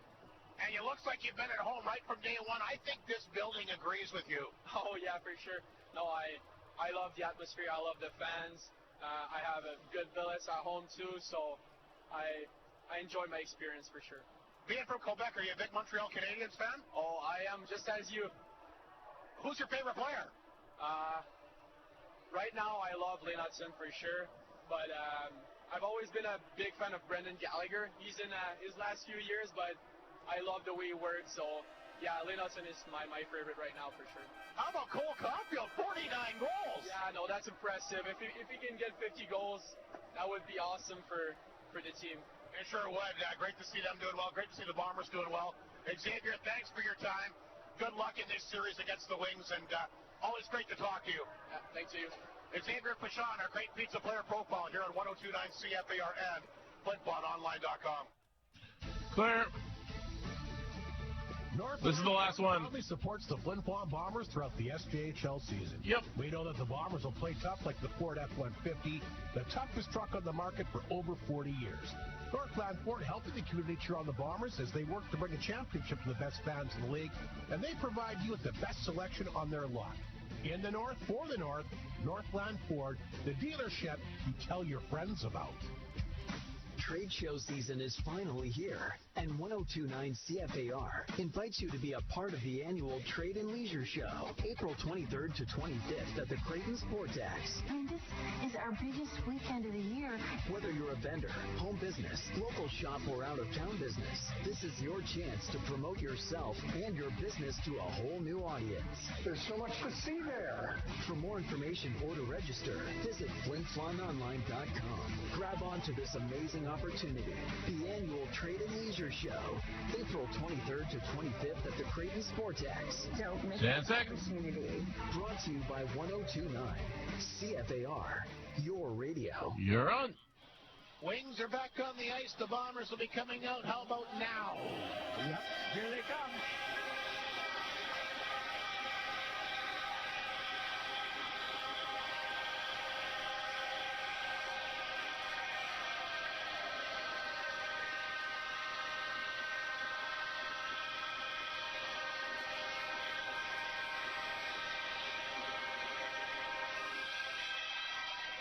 So quite the ovation for the Flin Flon Bombers. Obviously a very entertaining opening period. No score, but Flin Flon out shooting the Wings again 17-4. McDonald's out-of-town scoreboard. We've got a goal in the Yorkton Battleford series. The Stars are up 1-0 in the opening period. Nardelli's got his 5th of the playoffs already. A power play goal for the North Stars. They've taken a 1-0 lead in the opening period. We'll get to the Manitoba Junior Hockey League playoff scores. Of course, they're down in the Final Four in that league as well. We've got Verdun ahead of Steinbach 4-3 late in the second, and that appears to be the only game that's happening. Niverville actually beat Way last night. They started 2-1, so the Nighthawks, of course, pretty much the top 2 team in the country all year long. NHL games, like we mentioned, of course, the Montreal Canadiens, what a run that they're on. Cole Caulfield, incredible 49 goals this year. Nobody would ever predicted that, me included. But boy, what a sniper he is. NHL Finals, the Flyers go over the Islanders. Let's go going in the third period, 4-1. And St. Louis at Anaheim, the only other game on Good Friday. That's the McDonald's out-of-town scoreboard. Scoreless here. We're just underway in the second period. The Wings have the puck at their blue line. Miller with the steal. Lost it quickly, though, to Mohan, and he'll get that back to Pierce at center. Gave it away to Pichon. Turned it over. Mohan walks in, and that got blocked by Knudsen. And he felt that one. Mohan's got it again. Mohan hanging on the puck. Knudsen took a big run on him, missed him with the body check. Puck goes back to the Bomber net. And Flin Flon turned it over out front again. There's a backhander that time by Carmen. It got blocked. Miller after it. Mohan in the corner. Monroe tried to throw it back over. There's a chance in front again by Schrader. And tried a couple big saves, and Ewan is mixing it up in front of the net here. With Mohan, the Bombers 2 turnovers inside their own zone. The first 37 seconds into the second period here, Mike Slip. Yeah, the Bombers a little scrambly there to start this second period. They want to shore that up right away. They don't want that to continue. Now you can't turn the puck over like that, but Charlie Trent able to bail them out with a couple of big stops. Just underway in the second period. Weyburn a couple of good chances right off the hop. Sale will get set face for the faceoff here against Maverick Delisle in the Flin Flon zone, the right of the netminder. Charlie Trent, Wings win the draw. This is McIntyre. Sends that one wide. Schmidt is in there. Back of the goal. Sale has it. Back up front. Bombers able to redirect it out. Nice job that time by Breho. Wings get it in, but they were offside. Yakimchuk will pick it up for Flin Flon. Got that pass back to Bruce. Bruce played it ahead. Nice pass here to Martin, but he can't grab it. Sale took it from him. Puck hit a leg. Back to center ice. Wings will flip it in. Here's Yakimchuk back in his own goal. Up the boards to Martin. Can't knock it down. Yakimchuk will clear it. Doyle waits for it at the Weyburn blue line. Just underway in the second period. Here's a stretch pass. Yakimchuk broke it up. Martin off his stick. Bombers a little scrambly to start the period. Can't pick up the puck. Burgess is after it. Finally grabbed here by Delisle. He'll flip it ahead, but Doyle knocked it down midair. Doyle will get it across the Bomber line. The Wings a little bit more aggressive here early in the second period than we saw from them in the opening frame. Puck set back down the ice. Bird will race back to pick it up at the side of the Weyburn net. Lees watches him out front. Here's Bird. His bounce pass, grabbed by Marsden at center. Sends it in, bouncing puck. Bird got a piece of it. Now he'll grab it back to the Weyburn net. Had to be careful. A couple Bombers on top of him, including Joey Lees looking for the turnover. Bird gets rid of it. Puck picked up by Doyle. The Wings will get it outside the zone, and here's Mounier back in his own zone to get it. Mounier will pick it up back to the Bomber net. Played that ahead to Arbery. Puck laying at the blue line. Wings hold it in. Here's Pierce moving in. Back up front. Doyle a chance, and he ripped it over top of the goal. Lees back the other way. Got the puck out. Now Morozov has it. Morozov gets a chance, and that one got blocked that time by Carmen. Bombers chip it in for Arbery. Can't get there. Here's Mulvey for the Wings. He takes a big hit, but gets the puck up the ice. Grabbed here by Savage Keller. Can't pick it up. Burgess does. He flips it in back of the Bomber net. There's Knutson. Back to Fashon. Flips it ahead. Puck is bouncing at center. Bombers can't get a stick on it. Here's Fashon. Eats it back to Knutson. There's a stretch pass that time for Ulmer. Got a stick on it. Got it in deep. Ryland Pierce back of that. Gets rid of it. Carmen. Laid it ahead. Wings will get it back to their blue line. Now they get it back to center ice. They're looking for Aquila as they get it in deep for him.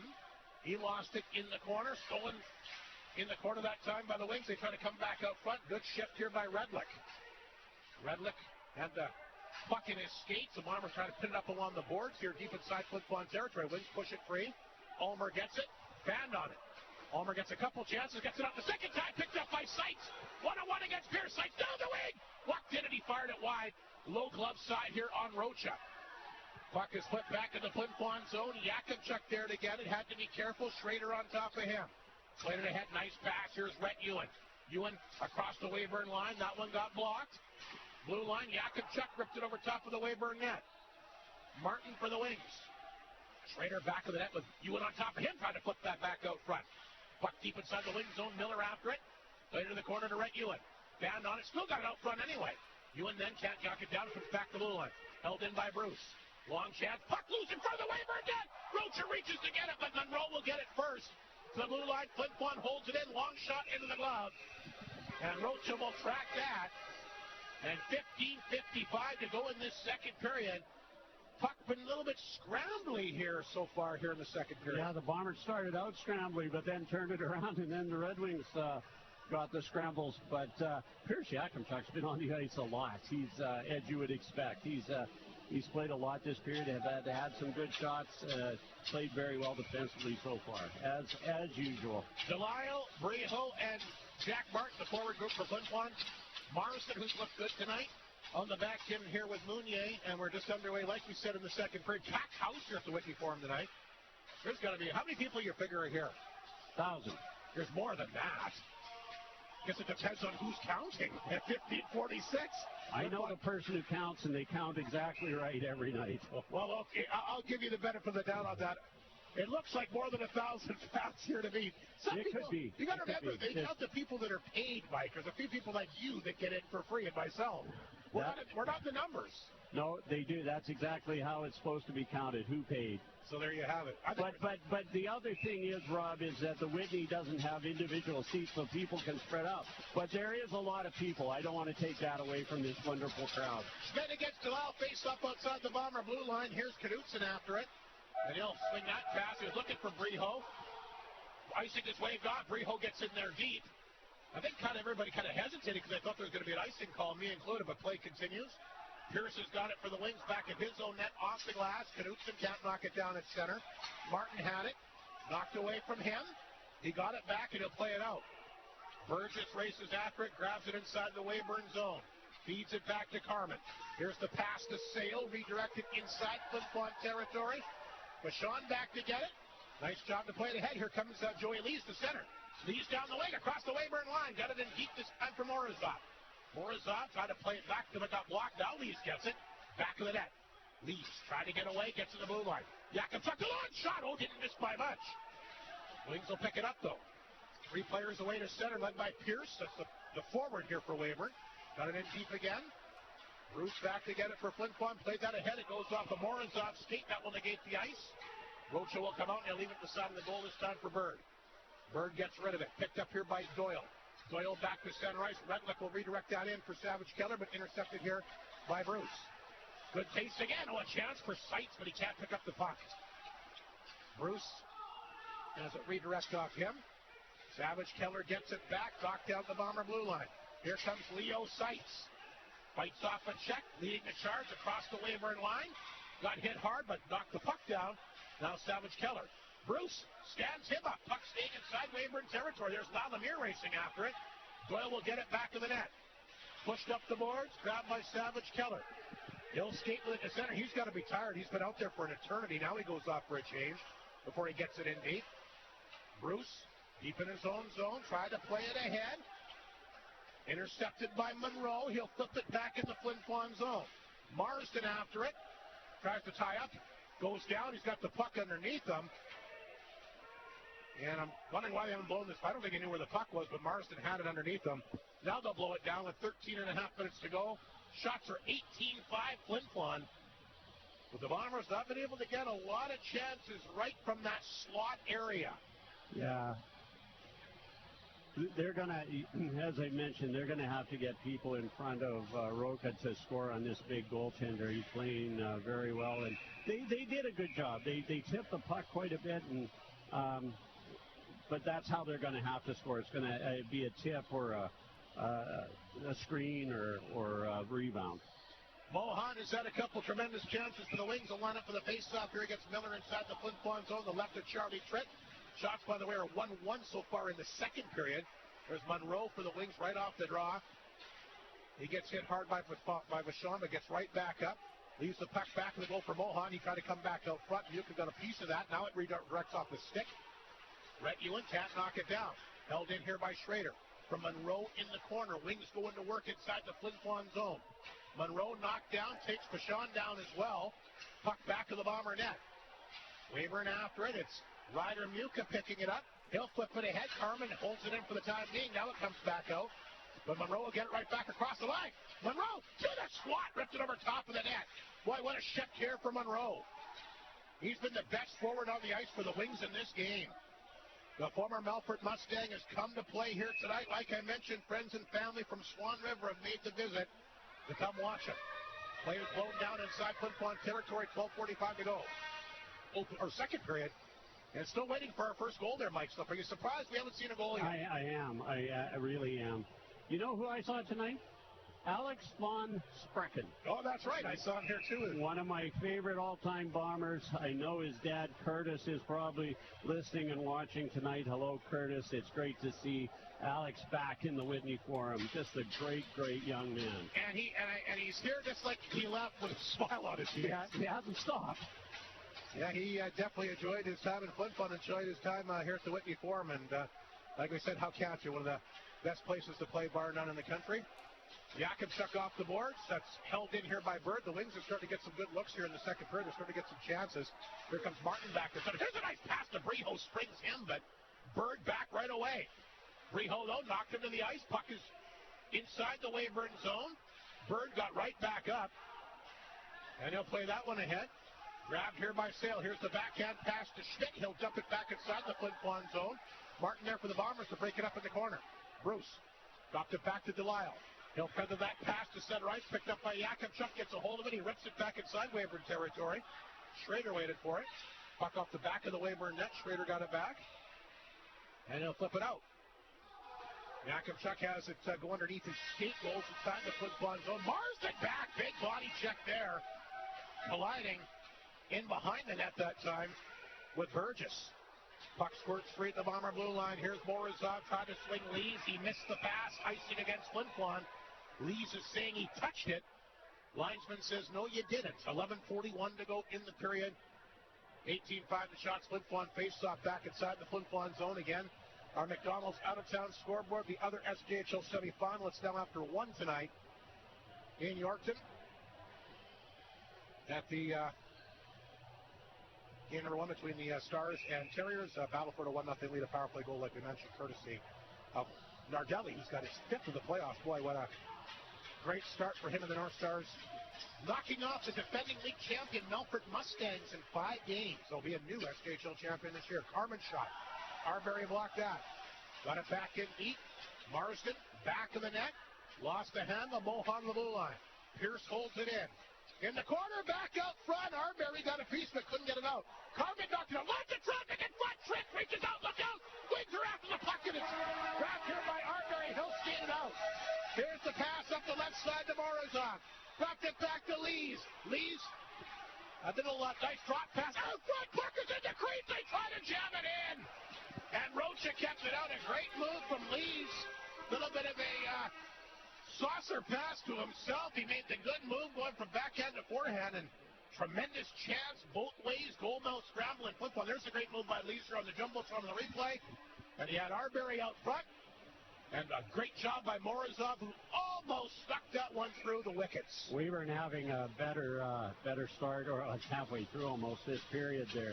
Well, they've had more offensive zone time in the first 9 minutes of this period than in the entire opening period. Bombers are getting the puck up a lot more in this period, I think. Sights back in the goal for Lalimier, but Martin pins him up perfectly. The puck is flipped out.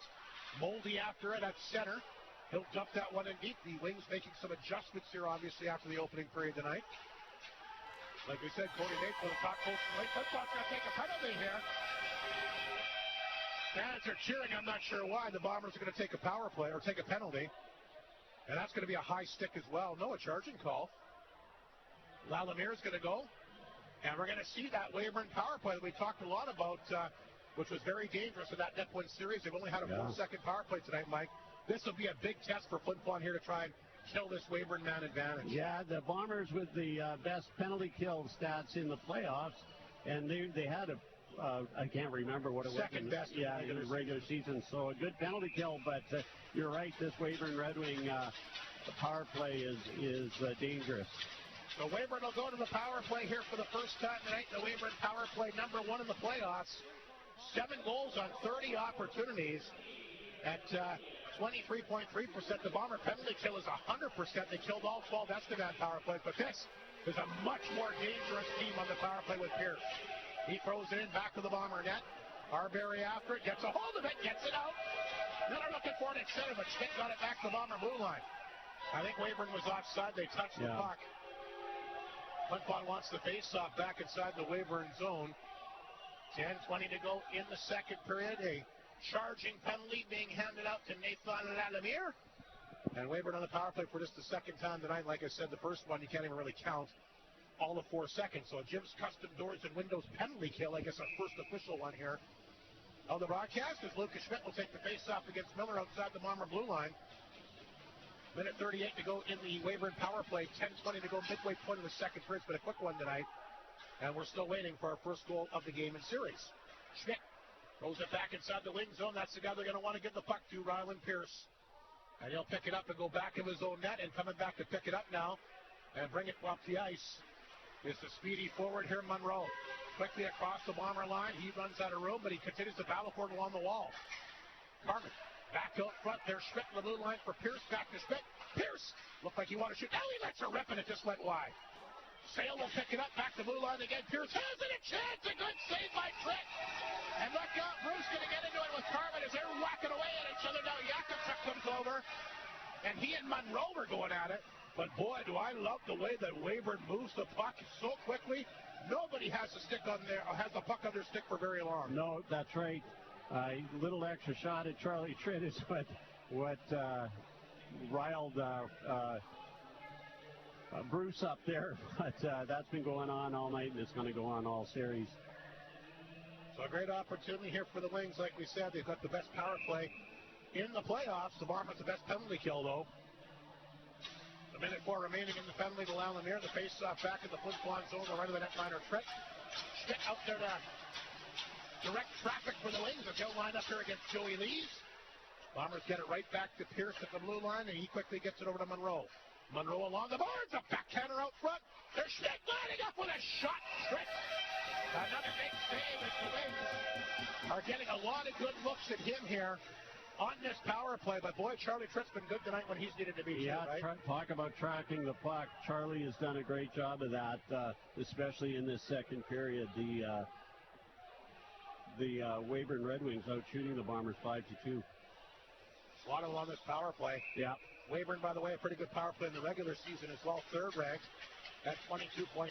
Flin Flon, like we said, the second best penalty kill in the regular season at 85.3. So both these teams tremendous specialty teams this year. There's a big face-off went for Flin Flon. Down the ice it goes. And the save made by Rocha, and that will force the Wing power play unit to start things off from square one. They've got the puck at their blue line. Schrader skates with it to center. Dropped it back there. Picked up here by Pierce. That's Pierce the forward again for Weyburn inside the zone. In deep from McIntyre, so the second Weyburn unit is out there. Schrader will hold the line. Throws that back over. Look out, just holding it in. Flin Flon almost had a short-handed break. Schrader. Top of the high slot, a chance, didn't miss by much. McIntyre was up front causing havoc. Puck grabbed by Pierce. He tried to come back out front, bouncing puck. Bomber penalty killers can't get on the puck here. Finally, they get a hold of it. Joey Lees in his blue line, and they'll flip it back down on target. 7 seconds remaining in the power play. Here's a stretch pass cut off brilliantly by Bruce. Ulmer had it. He'll flip it back in for Martin. Penalty is over, and Weyburn is 0 for 2 in the game. Here's a pass to Savage Keller off the top of his stick. Flin Flon turned it over at center ice. Aquila got it back to Redlick. And he'll flip it back in. There's Yakubchuk along the wall. Flipped outside the zone and roll back in Weyburn territory. Bird will give chase, no ice. Bird back of the net. Brings it out front. Throws it the blue line. It comes out. Flin Flon can't jump on it. Now it's grabbed here by Delisle. He's across the line. Swatted off his stick immediately.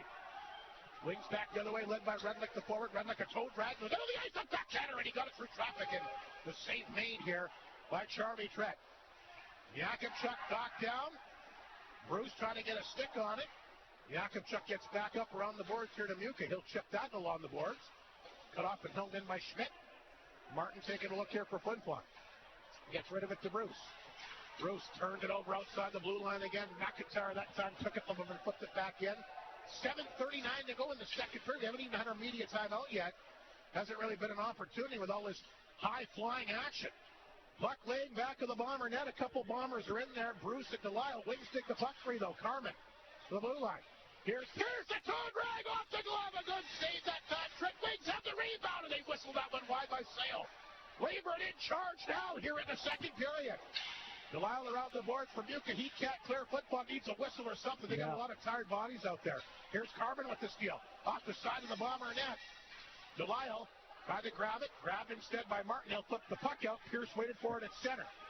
Got it back to Carmen. Here's the quick pass to Burgess. Back across the Bomber blue line. Burgess hangs on a chance. Kicked away that time by Tritt. Muka's got to get off the ice. He's tired. Here's Lees. Tied up at center. He's been out there a long time as well. Muka will skate to the bench now. The puck is flipped back in Weyburn territory. Here's Schrader. Back inside the Flin Flon zone. Knocked away by Marsden, but again, turned right over to Schrader. Gets that one back to Pierce. To Burgess. And I don't think he got a stick on it. Icing called And Flin Flon weathering a big storm there, Mike. Yeah, they got caught. You hit it on the head. They were very tired. We got the media timeout now, I believe. Yes, sir. We'll take a break. Less than 7 minutes to go. Weyburn turning it on here in the second period. This is the SJHL semifinals once again on 102.9 CFAR and FlinFlonOnline.com. Clear. Homes has 15 years experience in the North, specializing in RTM homes and foundations, and are also proud supporters of our community. They are so thankful to Flin Flon and the surrounding areas for supporting them all these years. Bailey Homes is always willing to chat with a potential customer to show what they can do for our community. Your trusted builder in the North.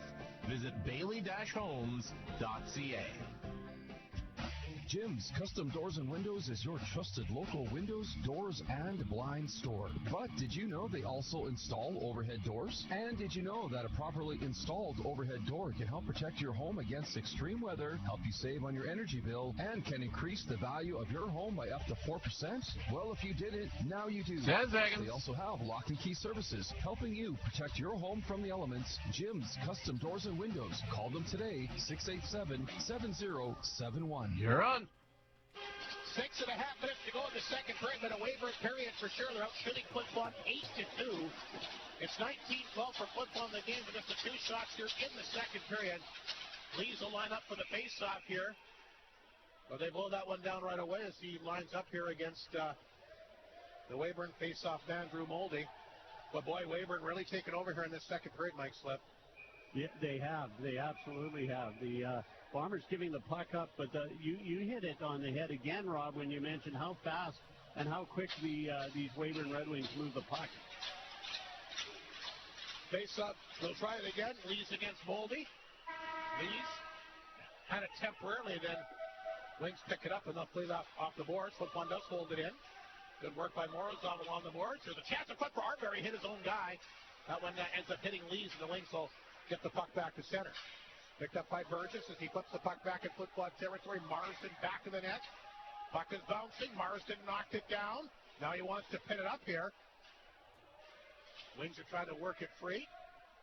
Pierce the Weyburn forward in there, and boy, he took a couple good whacks in the back there, courtesy of Lees, but Pierce does his job here as he holds it up, and Weyburn will get a face-off back inside Flin Flon territory.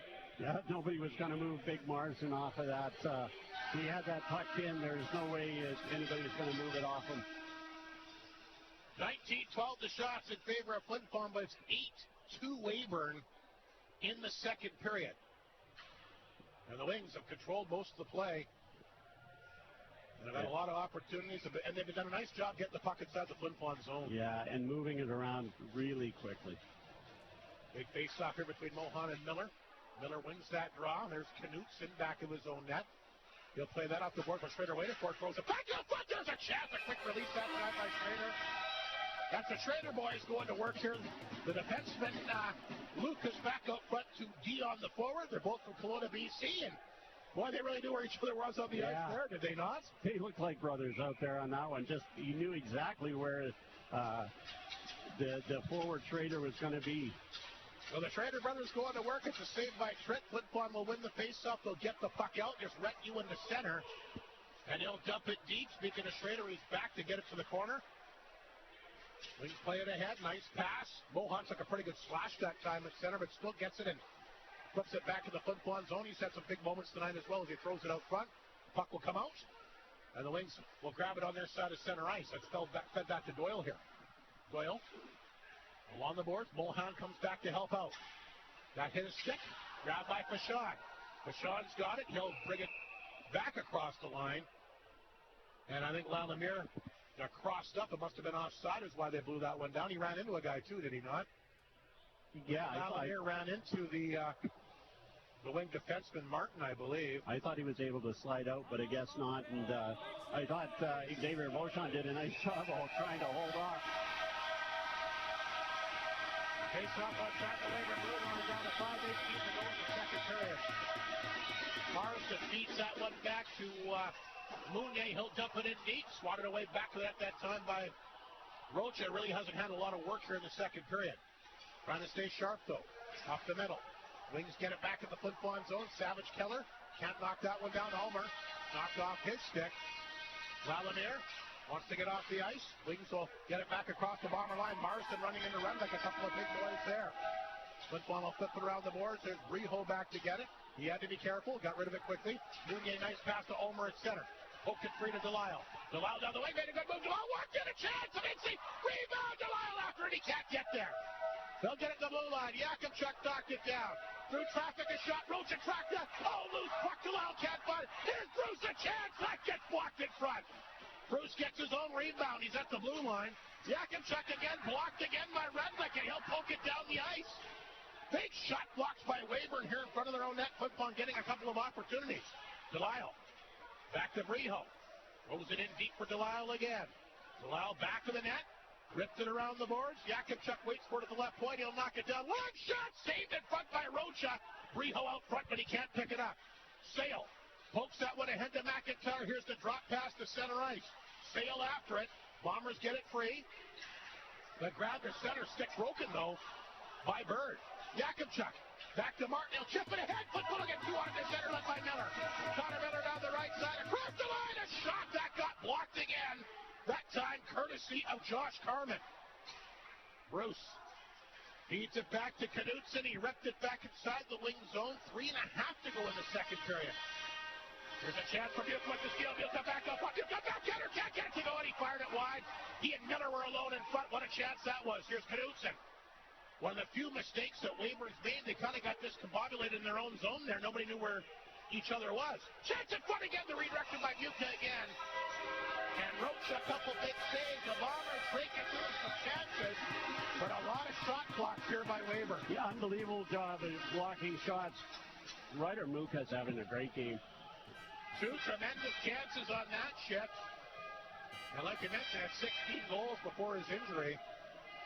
Well, what an opportunity for him and Connor Miller alone in front of the net. Yeah. Two guys are.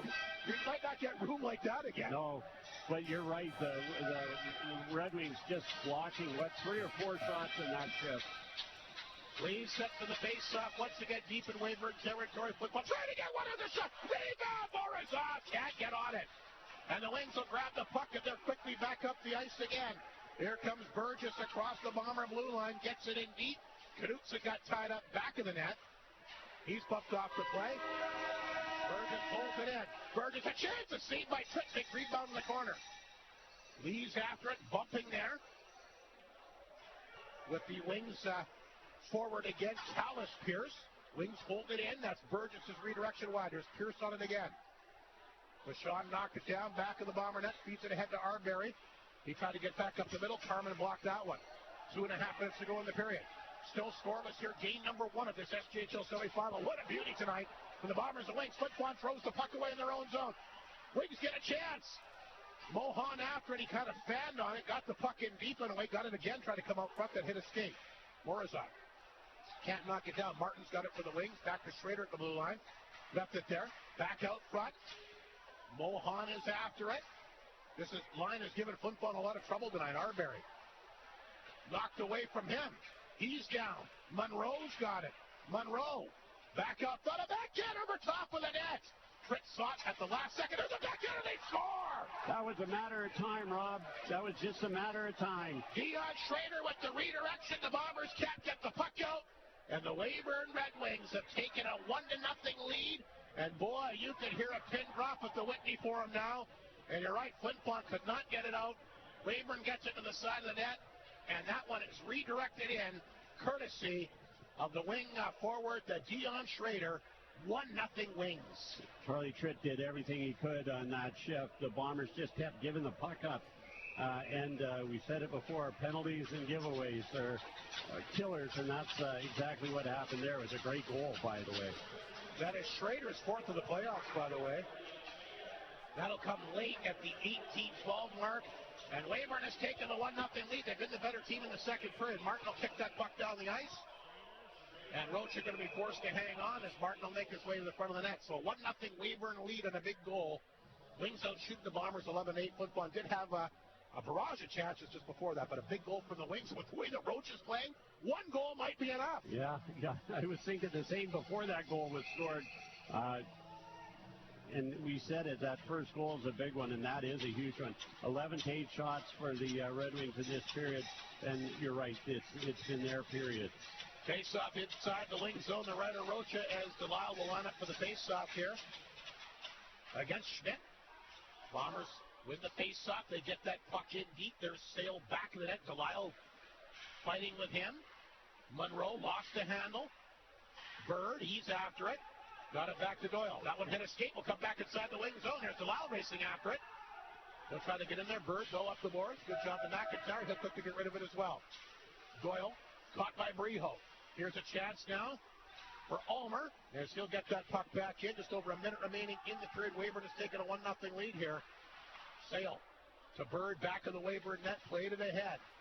Bombers hold it in. There's a shot fired wide. Lalanier.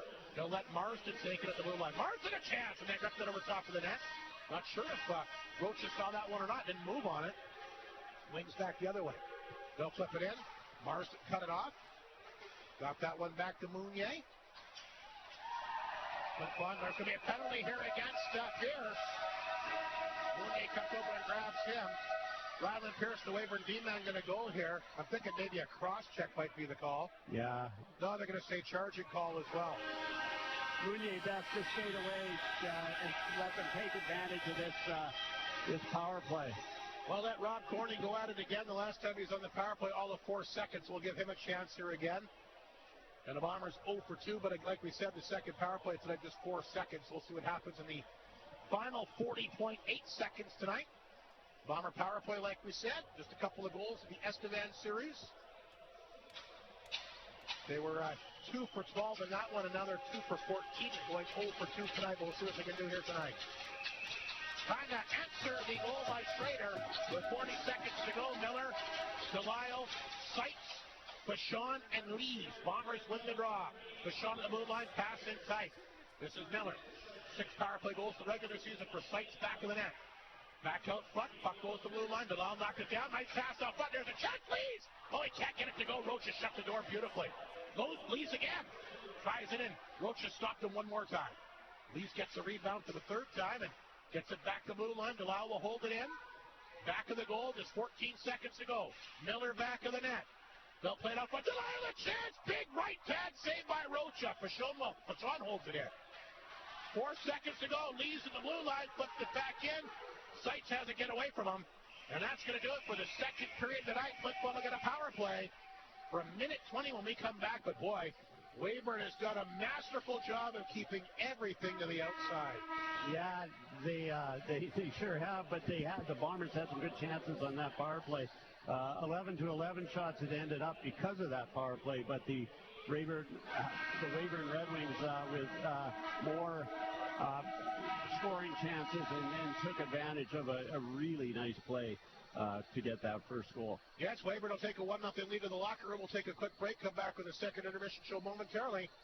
What a game tonight. Game number 1 in the SJHL semifinal. Packed house, but the Wings have the 1-0 lead after 2 on 102.9 CFAR and FlinFlonOnline.com. Clear. Creighton Furniture understands that 6. You don't want just any appliance or piece of furniture. Okay. No, you want appliances and furniture that make a statement. And Creighton Furniture has what you need to create the feel, function, and features you want in your home, including great prices on upright freezers, retro fridges, and furniture with the colors you've been dreaming of. Make a statement by shopping at Creighton Furniture and Appliance Center, 688-7587.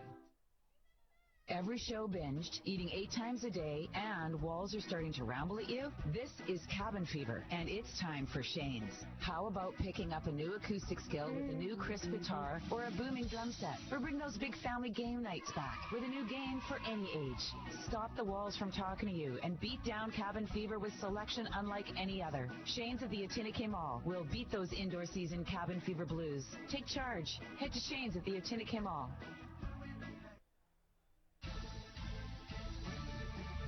Northland Ford proudly supports the Flin Flon Bombers throughout the SJHL season.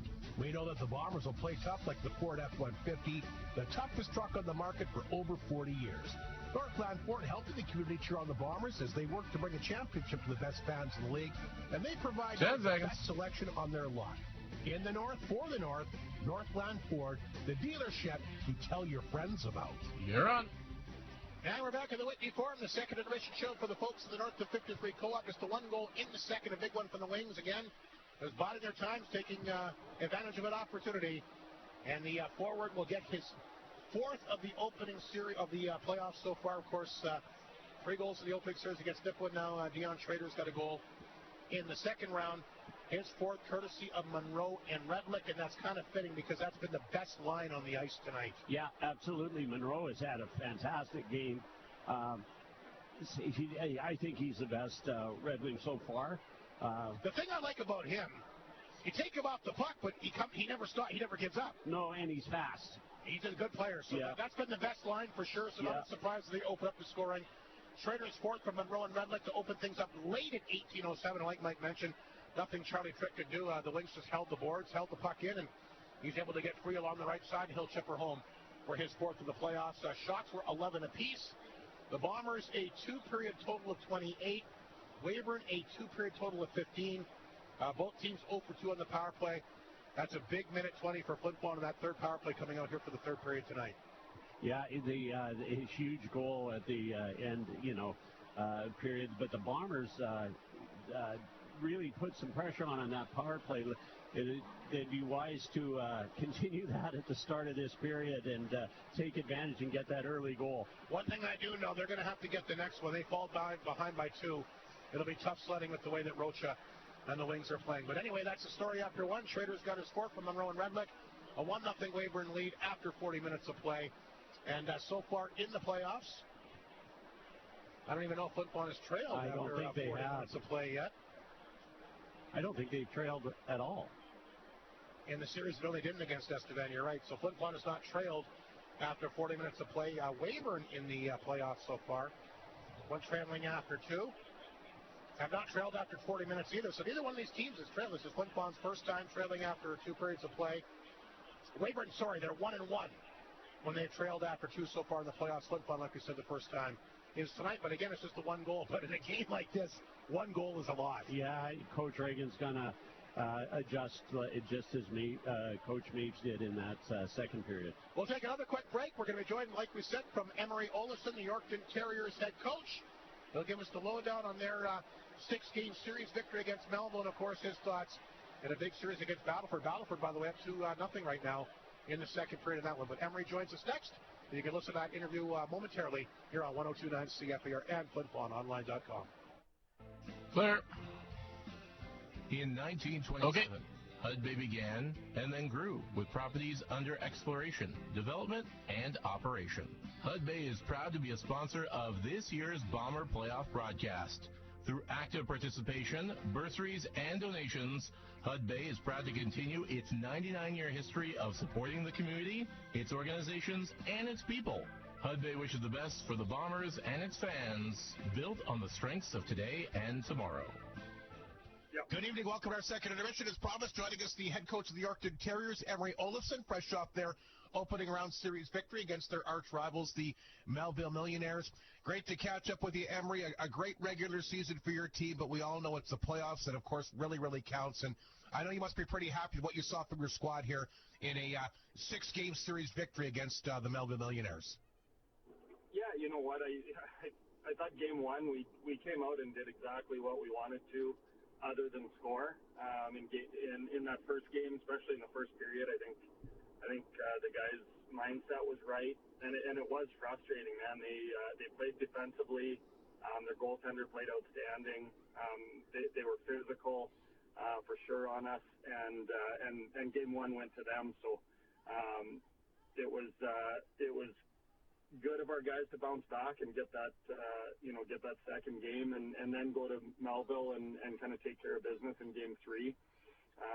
As the playoffs go, there's ebbs and flows. In game 4, Melville brought everything and the kitchen sink and kind of took it to us. And I got to give a lot of credit. My assistant coach has been around for a while and coached a lot of teams, and he said it best: the regular season won't save us now, boys. The series is 2-2. Melville's hungry. They just outplayed us, and The series shifted back to Yorkton, another massive crowd. I think just shy of 2,000 people at that game, and that's when we really, bounced back and played our hockey and doubled them in shots and won that game 4-1. And then of course the game 6 sealing game was great hockey in Melville again. Packed houses all the way through, and a lot of credit to their team and especially their goaltender. He played a great series and definitely squeezed everything out of us. Second year in a row, Emery, you've been able to bounce the Millionaires out. Was the crowd support even better this year than it was last year? You know what? It wasn't in the first 2 games. There was so much hockey happening here in the Parkland region. There was senior finals, which was Kenora and Langenburg. So the crowds were, they were 1,500 for the first 2 and 1980 for the third one. So I am not complaining. But, because of us missing the playoffs in years prior, that bounce back season that we had 2 years ago was a better start to the series. Game 5 again, the Game 5 crowd was amazing. The 50-50s, both towns were just incredible. Melville, actually, their last one was 29,000. The one before that was 32,000. And we topped 20,000 in our game. So it was great for the communities. It was really good for both organizations. The crowd support was amazing considering, everything. The game in Melville, the weather was terrible. And there had to be 600-700 people from Yorkton there. So it was a great 8-10 days of hockey for both clubs, and obviously we get to feel pretty good because we moved on, but they should feel good about themselves too. It was a closer series than it was last year for sure. Now you get the Battleford Stars here, Emery. This should be one heck of a series, and I was thinking this before we went to air here today. No matter how this one goes down, this might be a series that people are talking about for a long time. Both teams have lots of offense. Both teams, of course, are very exciting to watch. Both have very good specialty teams. What are your thoughts heading into this one? You must be pumped up and excited. I think we're in for some really, really good hockey. Man, it's going to be fast, that's for sure. Watching them on video, they make you pay for every mistake in the neutral zone. They've got 3 or 4 guys that can just flat out, make guys miss, and you got to be aware of everyone coming into the zone. They're very good at finding second and third wave scoring opportunities, and even the series clinching goal.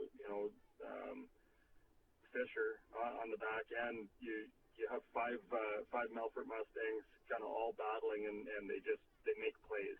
If you're not aware of where your stick is and have good details and if you have mental lapses, they're going to make you pay, and it's going to be good hockey, that's for sure. How are the head-to-head matchups between your two teams this year, Emery? You know what? We lost the first period to them. We lost the first game 3-2, and then we beat them in 11 straight periods, and we won 3-1. But again, the regular season doesn't save you now, and the reality was we traveled differently in the regular season. We went there in a 4-5, where we played Flin Flon, LaRange, had a day off in between LaRange and Battleford, and then Battleford. So we were tired when we went there, and they were certainly probably tired and road weary when they came here. That changes in the playoffs, right? Teams travel the day before, and we're all eating well, and hopefully they're healthy.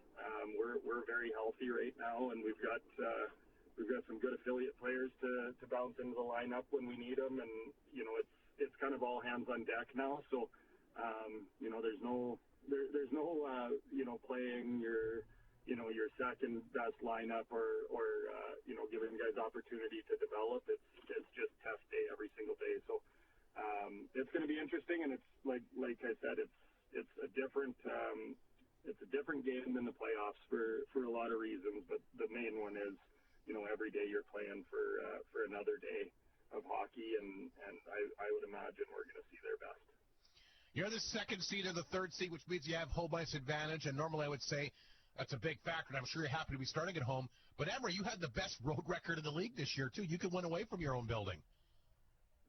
Yeah, we like our depth a lot, and honestly, I think, when you're at home, you pick your matchups, and it honestly mentally maybe doesn't give you that edge of, oh, you want to play against me. We'll show you. So, that being said, Hardy, we were still better at home. Like, we're a very good team in Yorkton. But we do like to travel. We do like to get out on the road, and we do like to see, what teams want to throw at our top line and kind of counter that. It's nuance and it's small differences, but yeah, we've been good on the road, and even in the series against Melville, they beat us in Yorkton. They took home ice advantage away from the first two games, and we quickly snapped it back in game 3. So I think that's something that makes our team dangerous. Is we don't look at it as home ice advantage. We just get to play Fridays and Saturdays in Yorkton, and Tuesdays and Wednesdays on the road, and we're gonna prepare for every single game the same way. Best offensive line in the league, that's obvious, with Korshane, Leonard, and Zawatsky. You've coached in a lot of different leagues, a lot of different teams. Is this the most talented trio of forwards that you've ever coached? Oh, man. It's hard to say. You know what? When I was in Edmonton, we had a team that scored, I think, 280 goals. We had a guy by the name of Brock McLeod, who was a second or third liner with the Halifax Mooseheads on their Memorial Cup team. And we had Chris Collins, who you would know from Flin Flon. He scored, I think, 85 points that year. And Tristan Gagnon, who's now gone on to the advisory business, and he was our captain. But that line was special in different ways, like more thoroughbred, like big, tall, offensive players. I don't think there's a more exciting line. Like Korshane and Zawatsky flat out open the game up, and you got to be aware when they're on the ice at all times. Even sometimes we'll throw them on the ice on a penalty kill if we need one, and they're going to put you on your heels. So I don't know if I want to answer the question, but yeah, they're up there. They can score. They've been so consistent. They're probably the most consistent line. Like even on their off nights, they're scoring 2.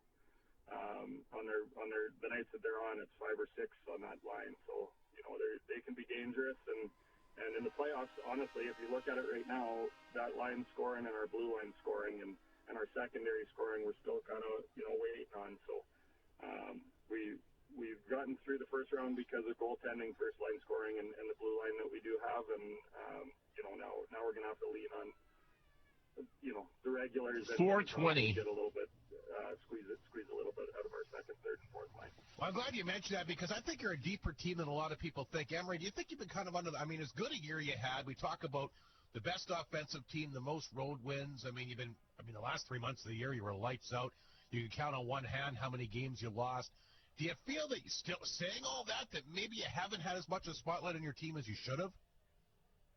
Yeah, I think bang on. And no credit taken away from our first line. They deserve all the attention they get, and honestly, I think it makes us better because teams know what we have at the top, but they don't recognize how good. Like we have a guy, Evan Ald, who's, in my mind, you put him on many teams in this league, he's a second, third liner every single day. Well, right now he's playing with Horvachuski and Briltz on a checking line and kind of trying to build momentum. Well, that line played 14, 15 minutes a night against Melville. So, in these weeks where you're playing 4 or 5 games, your first line's not going to be very productive if they're out there for 20 minutes. That's a huge reason why I think we do have a dangerous team, is the depth. People maybe started talking about our decor a little bit after the trade deadline, but we've got a young group of you look at Thomas Reese at 19, Gavin Barth at 19, Brett Buckley at 18, Drew Heil at 18. It kind of goes on and on. Nate Gray coming down from Swiss Current at 17. Like, we can return 6 or 7 defensemen from this group, and they're special. Like, they move the puck, and you can have a great, talented first line, but if they're not getting the puck into the offensive zone, it doesn't really matter. But our decor is doing a great job. managing the neutral zone and keeping teams outside the dots and getting clean exits out of our zone. So, you know what? I think in great teams, and Mike up there would probably be able to tell you, you don't know what your strength is 2 minutes tonight because it's different every night, and that is certainly the case with us. And again, our first line has been, they've bailed us out a lot. They've won us a lot of games, and they've scored a lot. But a lot of credit's got to go to McDonald on our second, third line in the middle, and Henriksen's been an unbelievable captain. He's played second, third line.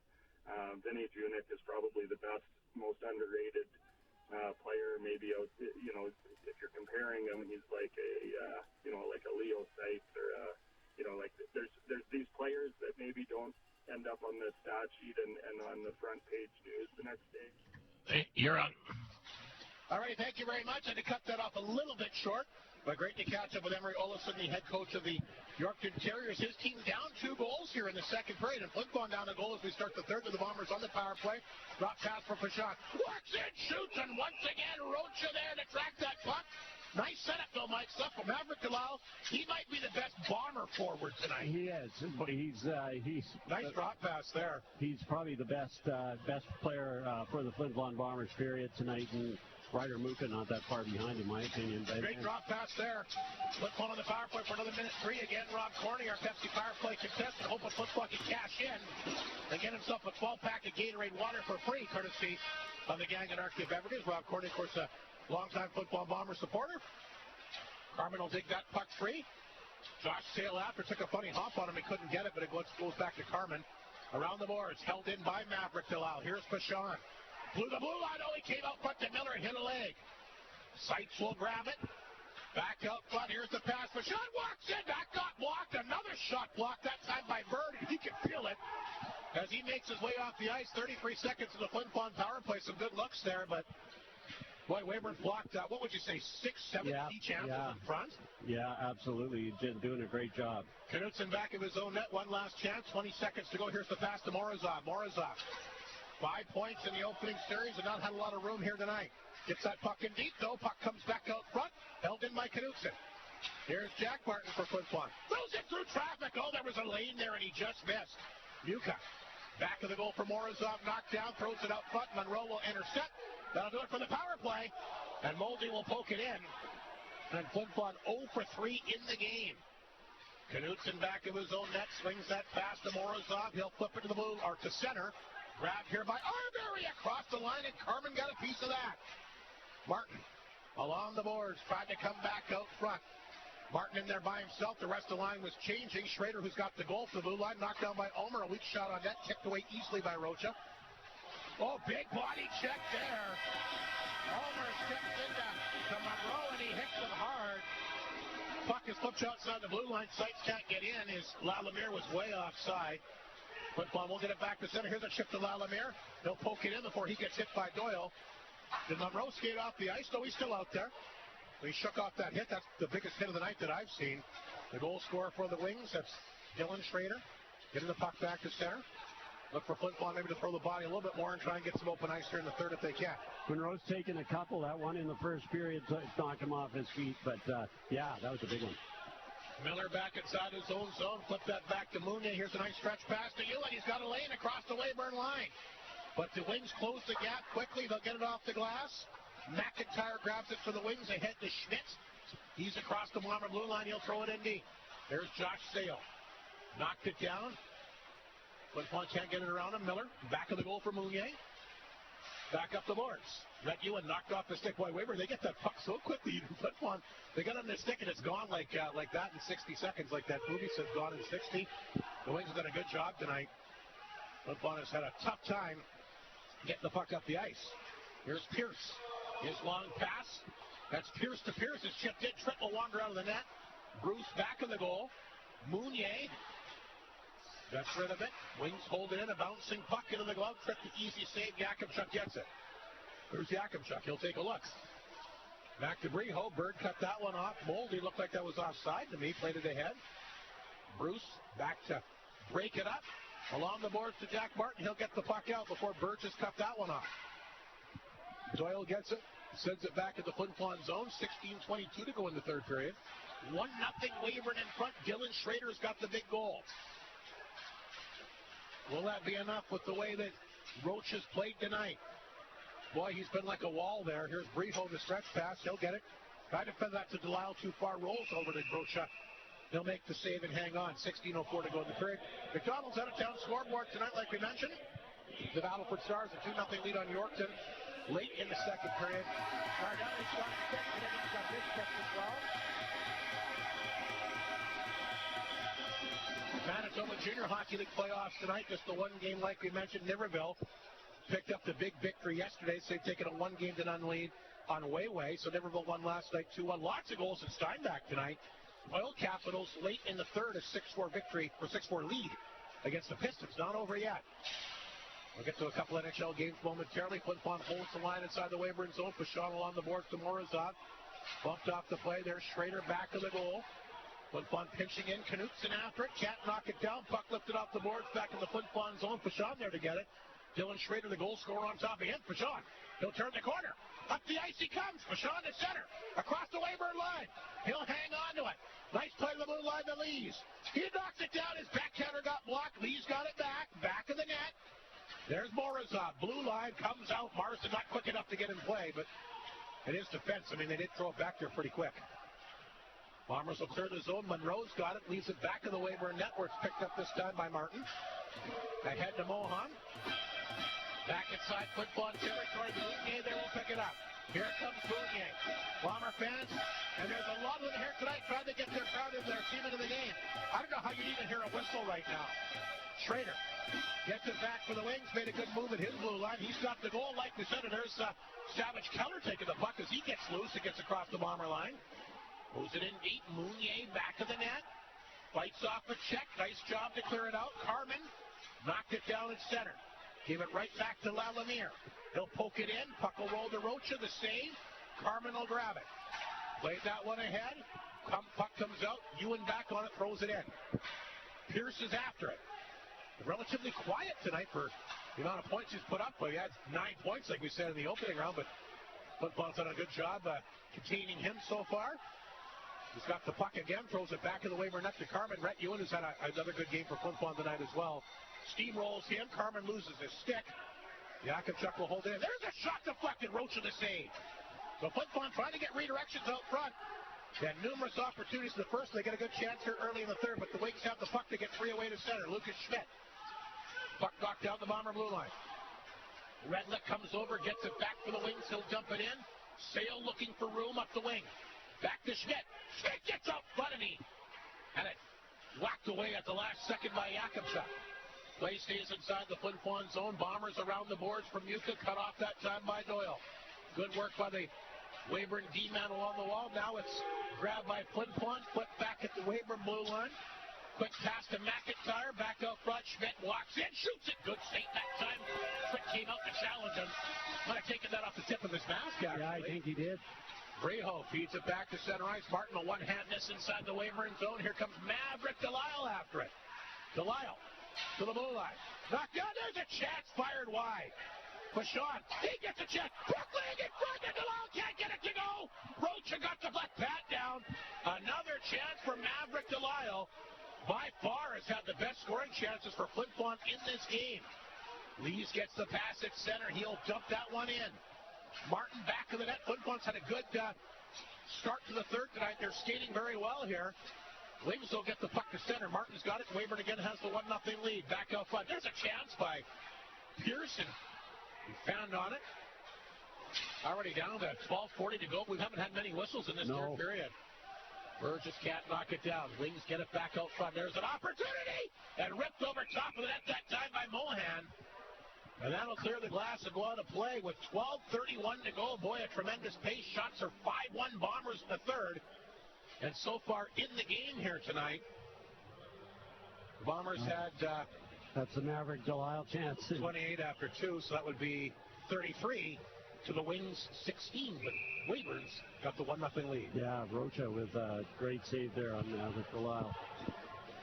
Face off back in the Flin Flon zone. The right of the netminder, Charlie Trick. Miller digging in, wins another big face-off against Mohan. Boy, Miller's been so good in the face-offs since coming over from the Humboldt Broncos.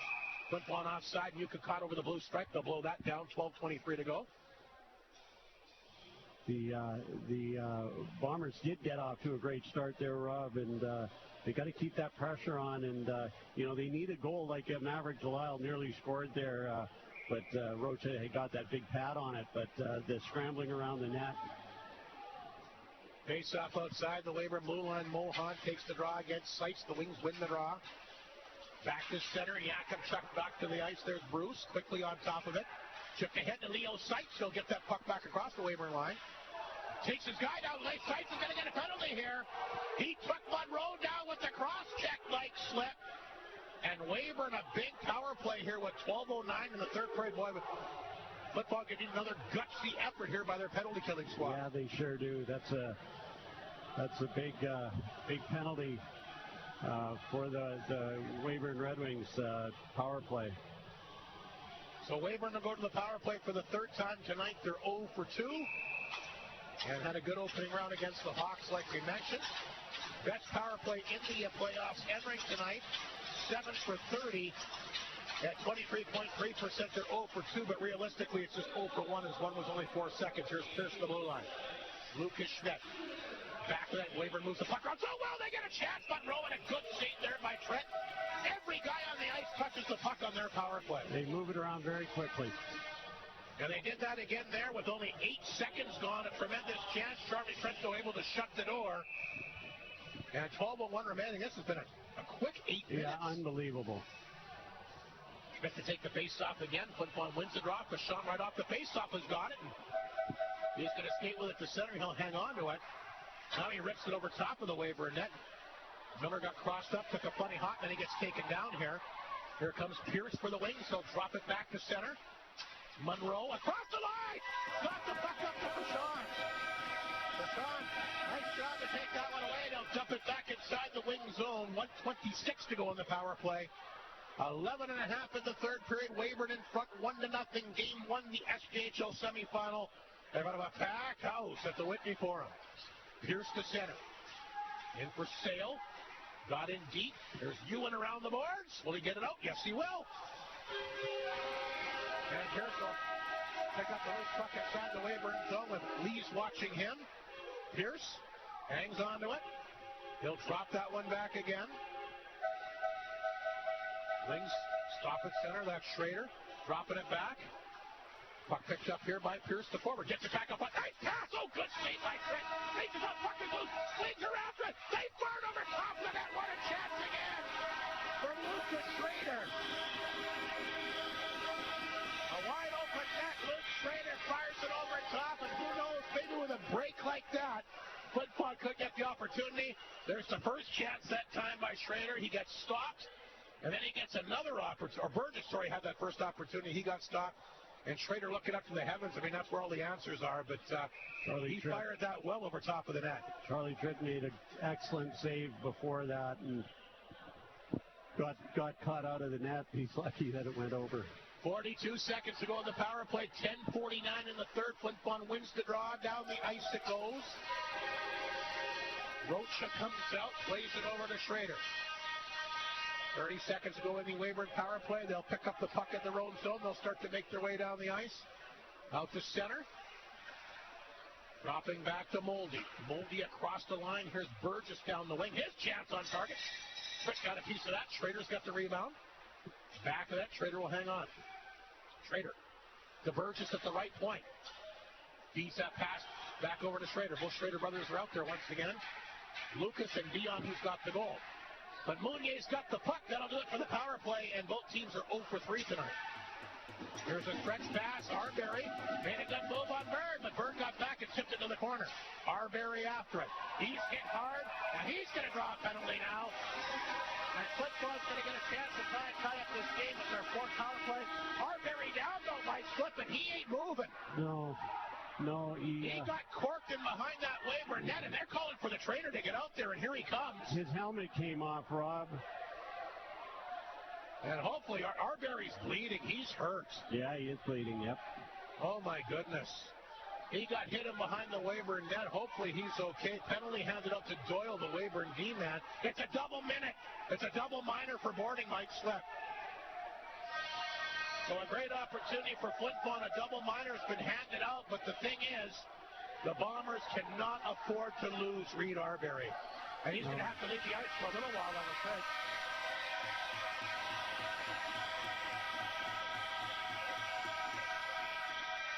So Reed Arbery has left the ice to get some patchwork for the Bomber trainer, and it's going to be a 4-minute minor penalty here against the Weyburn defenseman Doyle. Have they called a media timeout, Mike? I think they have. We'll take a break quickly. I don't want to take a break and then miss out on a power play here. We'll take a quick break. We'll come back with the Bomber power play. Cody Bates is talking to the referee. Flin Flon a good chance to try and tie the game here on 102.9 CFAR Flin Flon online.com. Clear.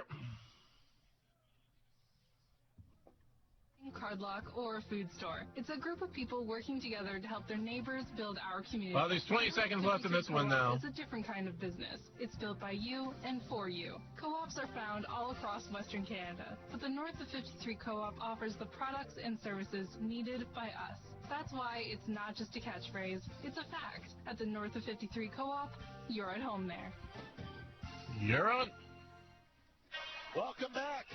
For the Whitney Forum, a double minor penalty has been assessed. The Weyburn's Red Wing defenseman, Jackson Doyle. Reed Arbery has left the game. I don't think it looked too serious. I think he's just cut. Hopefully he's all right. They can't afford to lose any more guys. He hit his head pretty hard on the boards. I hope he's okay. Double minor being called here. Flin Flon now. Weyburn looks like they've called an extra timeout here. Now we'll stay right here. Anyway. 1-0 Weyburn in front here. A big goal way back late in the second period. I don't know if that first one was a media timeout or if this is a media timeout, or I wasn't sure if Mike Reagan called a... He might have. Yeah. Dion Schrader's got the goal here. Right back on the ice. He's taped up.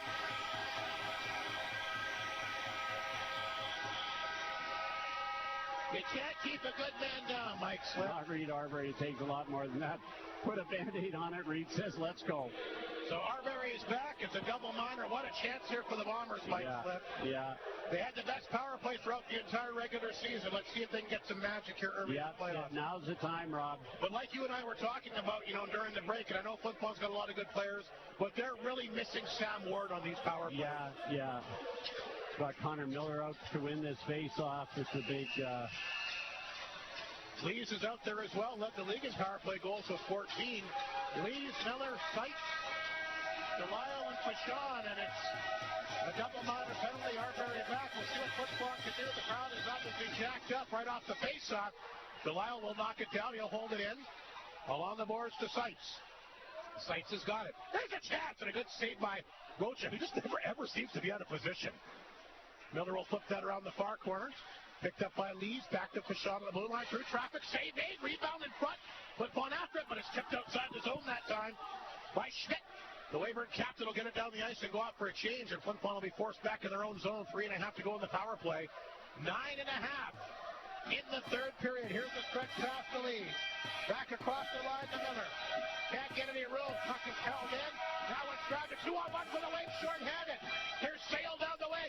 Sale walks in. A good save by Trent again. Trent loses his goalie check. And Mohan is in there. And again, they're calling. They've blown this down. I don't know how anybody hears a whistle. No, that was a glove pass, but that shot just knocked the stick out of Charlie Trent's hand. Great chance for Josh Sale, short-handed. 3:12 to go in the double minor. And Flin Flon pressing to try and get that tying goal. And Weyburn executed that very well to lead a charge down the ice, but Charlie tried a big save. That's what happens when you press. You're going to get those odd man rushes the other way. Reed Arbery against Moldy, face up outside the Bomber blue line. Wings win the draw. This is Schrader. Feeds that one over to Pierce, and he'll get it down the ice. Tripp will wait for it. And grab back to the goal this time by Knutson. Shots, by the way, are 7-6 Flin Flon here in the third. 32-19 in the game. Here's Knutson. Quick pass to Morozov. Morozov will get in. Not a lot of room for Morozov tonight. They did a good job containing him. Puck is picked up by the Wings again. Moldy down the ice. 2:43 to go. The power play kind of struggling to get going here. And Flin Flon again.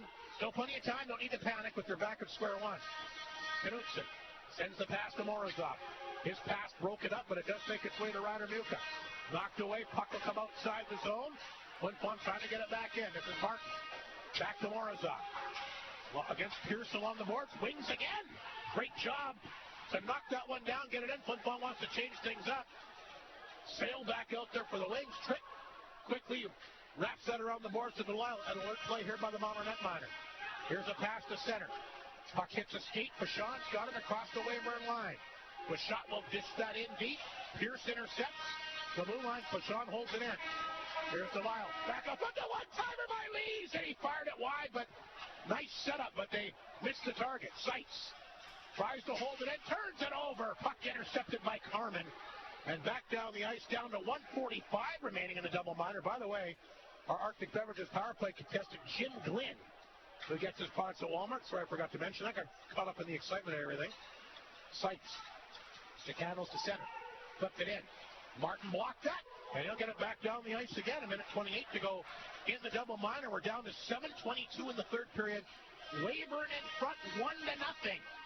Farmers playing along the Weyburn blue line. They're not getting in. There's a pass, bro, nowhere near anybody, and an icing against Flin Flon.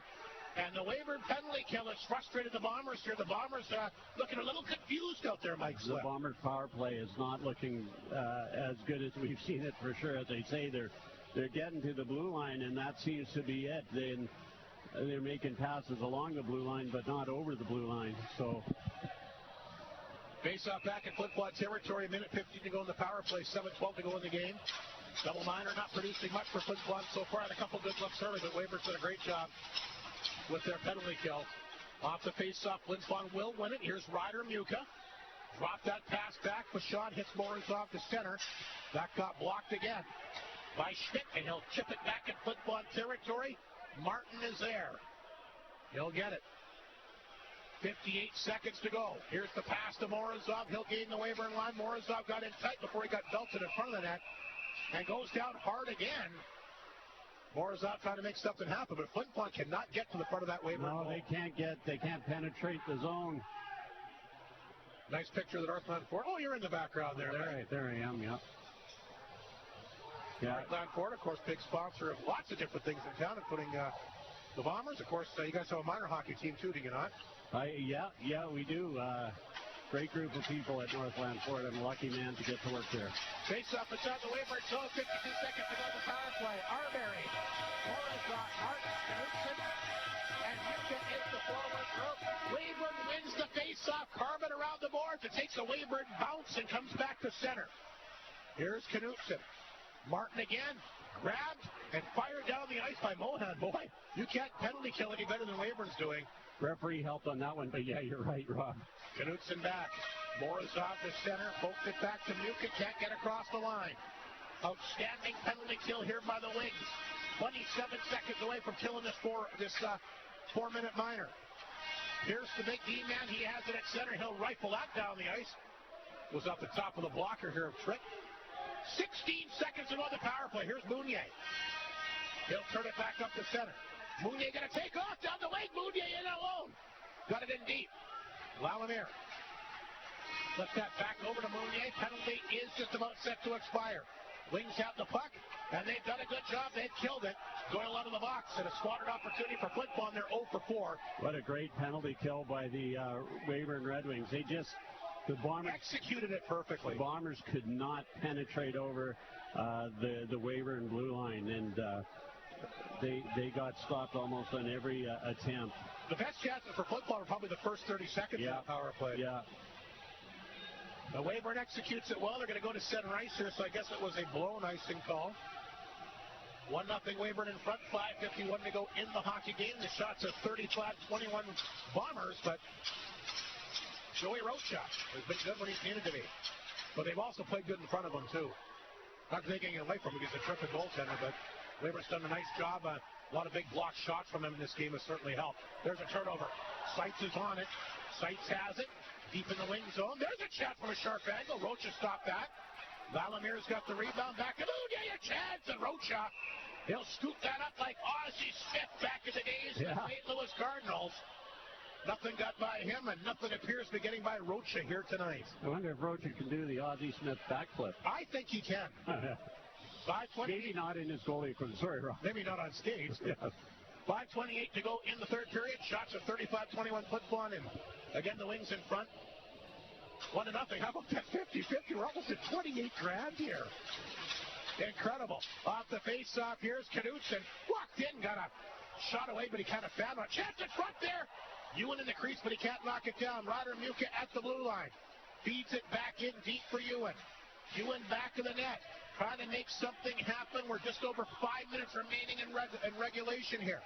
Flin Flon shopping it, then hoping they can get one past Rocha here. In the late stages of this third period, puck is jammed up along the boards inside the Weyburn zone. Doyle in there, tied up with Muka. Fashawn, he's trying to get a stick on him as well. I think Fashawn's had a nice game tonight. He'll try to get that free. And finally, the Wings are able to force a face-off with 4:51 remaining in the third period. No fan leaving yet, Mike, to start their vehicle. Absolutely not. We talked about Alex Van Sprecken, if you remember correctly, Rob. He was an Estevan Bruin and scored a big goal in this rink against the Bombers. So the year before he came a Bomber, and I just thought of that he sort of ruined the party for the Flin Flon Bombers. Right, so take the face-off here as he lines up against the wing through Boldy. The face-off inside Weyburn territory. Off the draw. Here's Martin for Flin Flon. Spade fires! And Rocha tracked that, grabbed it right off the Weyburn Redwing logo. Maverick, once again, no rebound. Maverick Delisle almost got that tip yet again. He's had a number of them, but Rocha's been there every time or just missed a few times. Sights Martin Delisle, the forward group for Flin Flon. Bruce Yakimchuk, the back end, inside of 5 minutes here at the Whitney Forum. Weyburn hanging on to a 1-0 lead here in this opening game of this SJHL semifinal. Wings won both games here to start the series last year. Have won 4 games in Flin Flon. All in all last year, trying to pick up what would be a very big victory here tonight if they could do it. Bombers hold the line. There's a chance fired on target. Sights can't get a stick on it. Picked up instead by Schmidt, the captain. Alley oops it to McIntyre. And why did they blow that down, Mike? Offside. He must have put himself offside, I guess. Looked like it. I think that's what the ref or the linesman called there. McIntyre never argued it, so 4:25 remaining in the third period. It took a really weird bounce, sort of. It did, actually. Joey Lee signaling he figures the faceoff should be inside the Weyburn zone, and Morozov is in there as well. They might get their wish. They might move the faceoff inside the Weyburn zone. Maybe every once in a while you talk to the referee. Well, linesman different than talking to refs on penalties. Yeah. Anyway, they do move the faceoff in there. And Lee's Arbery Morozov will go to work on the forward group. Fashawn and Knudsen on the back end. 4:25 to go, third period. Weyburn in front, 1-0. Off the draw, the Wings win it. That's Carmen. Back over to Pearson. He'll hammer out the boards. He's got a player in behind the D. Cutting it in the chance for the Wings. Boy. As he robbed Dion Schrader. He's got the goal, boy. That would have been a big one for him there. And Charlie Trick shuts the door. One thing's for sure at this stage of the game, he can't give up another one. Here's the replay. Yeah, Dion Schrader got him behind the knee, got the nice backhander away, and a brilliant save by Charlie Trick. Again, Dion Schrader, the only goal in this hockey game. He comes close again. Yeah, he sure did. I'll tell you. That's a heck of a pass to spot him. That was, I believe, the Weyburn captain that fed it to him, was it not? Yeah, it was, yep. Face off back inside the Flin Flon zone to the right of the netminder Trick. 4:10 to go. Bruce back of the Bomber net. Loses the handle to Dion Schrader. He's back there trying to freeze that one up. Bruce and they're taken away, but the Wings have the puck back out front to Carmen. A chance. Oh, sudden it. Schrader can't jam it in. Got the glove down and took it away from him. Wings get it back to Carmen. That close again. Dion Schrader. Another opportunity to seal this one late. Oh, Charlie Trick, 2 humongous saves here late in the third period. We'll see if that can spark the Bombers to try to tie up this game. Yakimchuk back in the net, feeds it back to Morozov. Morozov to center, gets it in tight to Arbery. Arbery down the wing, a chance, and that one gets ripped wide. Lees will hold it in. Turn that puck over, though, grabbed right away here by Bird. Puck on the back of the Weyburn net. Flin Flon got it off quickly, though. Lees has it. He's tripped up, looking for a call. Didn't get it. Wings will play it ahead. Here's a pass for Pierce at center. They set it back in the Flin Flon zone. Marsden around the board for Arbery. Lifted it back, but Pierce took it from him. Feeds it back to Bird inside the Weyburn zone. Fanned up the first time, got it back. Puck goes back to Flin Flon territory. 2:52 to go. They're standing up and making a lot of noise here, trying to spark the Bombers here for a late third period surge. Pierce will knock it down with the play blown down with 2:41 to go. Pierce wants to know why the play was blown down. I think somebody hit it with a glove. What happened to the fit? Wasn't it almost 29 a little while ago, Rob? Looked like it to me. It's something, they must have made a mistake or something. 28's still pretty good. It's not bad. I'd take it. 2:41 to go, third period. Face up outside the Flin Flon blue line. Wings in front, 1-0. The Weyburn captain, Lucas Schmidt, back out there again. He'll line up against Maverick Delisle. Bombers win the face-off. Here's his Bruce. That one got blocked. Puck left, or flipped back in the Flin Flon zone. Yakimchuk ahead to Delisle. There's a nice pass here to Seitz. Delisle along the boards. Feeds it back to Yakimchuk. Here's Bruce. A long shot. That got blocked again. Puck will come out. We got a collision in front of the Weyburn net. Rocha got hit here by Delisle. Play continues. Martin will pick it up for the Wings in his own zone. Left it there for Schrader. Up the boards to Monroe. Yakimchuk tried to converge on him. Puck is grabbed by Schmidt, flipped off the boards, comes back to center ice. This is Mounier. 2 minutes to go in the game. Mounier will poke it in, trying to make something happen. Martin took it, throws it back to the Weyburn net. Miller in there. Monroe, though, will flip it out. Here's Knutson, his side of center. We'll have to keep our eyes on the Bomber net there. Mike Slip for Charlie Tritt to be out for the extra attacker here. Pierce on it. Here he goes. Playing up the boards, and you're right. Wide open net here. The Wings are going to ice it. Will it be enough for icing?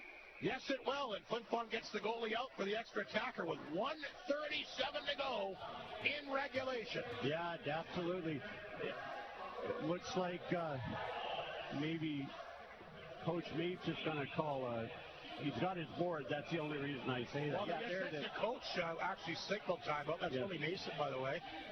Terrific Estevan Bruin back in the day. He was there when they won. Is that right? A league championship in 1999. Boy, was he ever a tremendous hockey player, and I'm sure they're happy to have him behind the Weyburn bench. So a timeout here late by Cody Mates. 1:37 to go. The Bomber net is empty. We haven't seen that all year, I don't think, Rob, the net empty. The Bomber net. Well, but that Melford game that might have been empty then. Could have been. I'm not sure. I've seen it empty on the road a few times. Yeah. You're right, it doesn't happen often, but it happened a few times. Anyway, Tritt is out now with 1:37 to go. 2-1, by the way, in the other game. Yorkton has got a goal. So the Stars are up on the Terriers 2-1 after 40 minutes of play. Trey Peterson's got his first of the playoffs, the first goal for Yorkton tonight. We talked about face-offs earlier, Mike Slip. How about this one here inside the offensive zone for Flin Flon? No bigger. So 1:37 to go. The Flin Flon net is empty.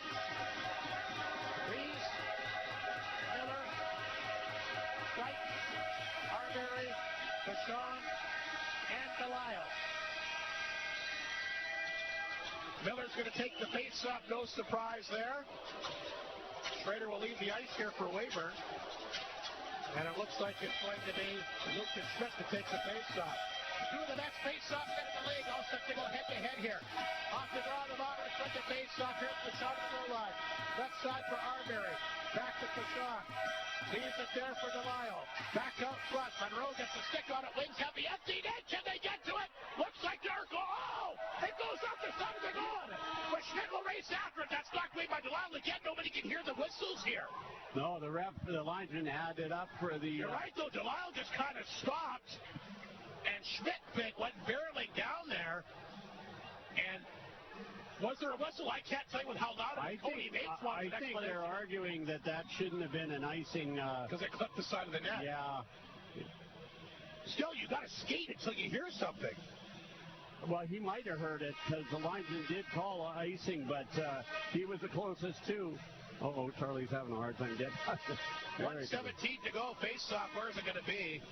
Might go back at the Flin Flon zone, like you mentioned. It did catch the outside of the post. Center ice, maybe? Cody Mapes wants to know. And I think you're right, that's where it's going to go. And Tripp's back in the net here with 1:17 to go, but that close to being over. Weyburn within an inch. Flin Flon's had a couple of breaks here late in this game, Mike. Will it be enough to get that tying goal? Yeah. Then it'll line up at center ice here against Lucas Schmidt. So once again, the two-top face-off mid going ahead. Flin Flon wins the draw. Bashon, no poke right off the stick by Monroe. What a game Monroe's had. Seitz is knocked off the play. Sale gets in against a chance, and Fritz. He'll make the save. 1:09 to go. That quick transition game from Weyburn, a perfect example right there. Yeah, absolutely. Another big face-off inside Flin Flon zone this time. 1:09 to go in the third period. Shots are 9-9 in the third. 37-23 Flin Flon in the game, but Weyburn the only goal so far. And Lucas Schmidt going over a little strategy here with Josh Sale. He'll line up for the draw against Miller. Face-off deep in Flin Flon territory. Off the draw, the Wings win the face-off. Carmen at the blue line has got it. He'll flip it in back of that. Bashon kicked it up the boards. Miller trying to get going, but he can't get outside the zone. Monroe trying to freeze that one up. Done free by Bashon. Beats it back to Seitz. Seitz. Played it ahead to center. Lees has got it. Tripp will make his way back to the net. Lees a chance into the glove. And that's a good play because now Flin Flon will get a face-off back in Weyburn territory. Yeah, absolutely. 47 seconds remaining. Another face-off back in Weyburn territory. Fans getting their money's worth here tonight. Tremendous hockey game between the Wings and Bombers to open up the SJHL semifinal. Connor Miller, Lucas Schmidt, they'll be out there for every big face-off in the final 47 seconds. They line up the left of the goaltender. Joey Rocha. Wings gets the puck out. Puts back inside the Flin Flon zone. Arbery back on top of it. Here's Arbery. Center ice. Gets a hold of it. Dumps it in deep. Back to the Weyburn net. Carmen after it. To the blue line. Knocked down by Delano. A chance. Knocked down in front. There's towards the empty net. Will it go? It will. And the Wings put it into the empty net. And they'll take a 2-0 lead with 25 seconds remaining in the third period. Lucas Schmidt, the Weyburn captain, gonna get the goal, and he won the big face-off there, Mike. Slip and Weyburn will take a 2-0 lead, and looks like a 1-0 lead as a lot of the Bomber faithful are now leaving the Whitney Forum. Yeah, they're leaving in droves now, but... So Lucas Schmidt, the Weyburn captain, will score. And it's a 2-0 Weyburn lead here. That's Schmidt's first of the playoffs. That might be an unassisted goal. We'll have to wait and see. Bombers will dump it in. Roach will reach out and grab it. He wanted to get rid of it, but it's in his glove. He'll hang on. 19 seconds to go. Tremendous game by the Wings tonight here defensively, Mike Slip. Yeah, absolutely. Not allowing Flin Flon a lot of key chances in that slot area. No, and again, there goes Charlie again. That's they got nothing to lose. That's the right thing to do. Yeah. They had a hard time penetrating on that 4-minute power play, and I think that's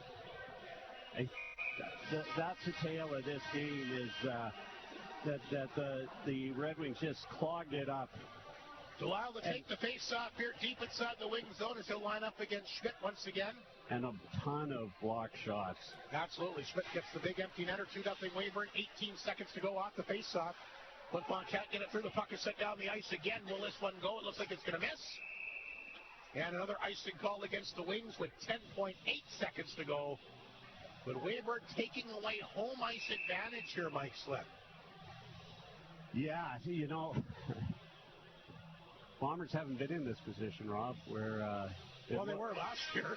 Not different team again. It's a totally different team, but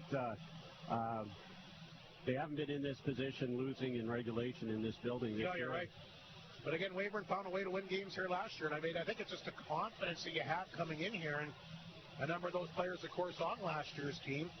Moldy, Schmidt, Carmen, 3 big pieces from that team last year, and full credit to Weyburn again, who found a way to come in here and get her done in game number 1. A 2-0 lead with 10.8 seconds to go. If you're Flin Flon, nothing else, you just want to get that goal to get some confidence. Yeah. Score on this guy, right? Absolutely. Tony Mapes sees all smiles here tonight. Joking things about the referee as his team has played a great road game tonight. Face-off inside the Weyburn zone. The left netminder Rocha. Delisle to take the face-off here against the Weyburn centerman Mohan, who's been good. Off the draw. Wings have it. Off the glass. That'll hit Pashon and will come out. Morrison has it at center. And now he'll bring it across the line. He gets a shot away. That's wide. And that's going to do it for the hockey game tonight. And the Weyburn Redwings have taken away home ice advantage and have blanked the Flin Flon Bombers tonight 2-0. Joey Rocha, tremendous in the Nipawin series and brilliant again here tonight, and that might be his biggest victory so far in a Weyburn Redwings sweater after coming over, of course, from a Western Hockey League career, which ended up with the Swift Current Broncos. He became available. The Wings grabbed him, and you can see why after another good performance here tonight. But again, his team was very good in front of him. They sure were. But Rocha was the story of this game, I believe, and you called it. He just tracks the puck so well, as does Charlie Tritt. But that's a big win for the Weyburn Red Wings. I honestly didn't expect it to be like that, but the Bombers, they just couldn't penetrate, and obviously you got to give the Red Wings credit for clogging it up. Full marks for a 2-0 victory here tonight. We'll take a break. There's a lot to get to from the Whitney Forum, obviously. We'll come back with our final scoring summary. Not a lot of goals to get to, but enough for Weyburn to win this game. We'll come back with the final scoring summary. We've also got all our post-game show awards and, of course, the Great North post-game report from, I would say, a disappointed Whitney Forum as fans are making their way out. Tremendous crowd. Did they announce the attendance tonight? I haven't heard, no, but I'll tell you, the fans did their best. They certainly did. Great effort by the fans. You wouldn't expect anything else from this great fan base here for this team. Anyway, Weyburn takes away home ice advantage, a 2-0 victory, the final here at the Forum, here on 102.9 CFAR and FlinFlonOnline.com. Clear. Oh, yeah. Great. More of your grungy. 11 spots total. Didn't I just wash these like last week? Okay. Well, fine then. Bye-bye, Spin Cycle. If your appliances have more attitude than an angsty teen, then it's time to head to talk to the good people at Creighton Furniture. Maytag offers a wide selection of home appliances when it's time for something without the painful appliance attitude. Washers, dryers, refrigerators, ranges, Maytag works to keep your life as angst-free as possible. Check out the options with Maytag and Creighton Furniture and Appliance Center, open Tuesday to Saturday, 10 to 4. Bailey Homes has 15 years experience in the North, specializing in RTM homes and foundations, and are also proud supporters of our community. They are so thankful to Flin Flon and the surrounding area. I got attendance is 1,040, 1040. Is always willing to chat with a potential customer to show what they can do for our community. Your trusted builder in the North. Visit bailey-homes.ca. Gatorade's unflavored water is your new go-to for all-day hydration, infused with electrolytes for great taste. When you pick this up, all you have to do is flip the sports cap and drink the clear, refreshing water with no sweet taste. It's formulated for all active people to hydrate throughout their entire day. Arctic beverages in Gatorade, ideal for all-day hydration for all active people. Your lifestyle may change each day, but what you have inside you doesn't. With Gatorade water.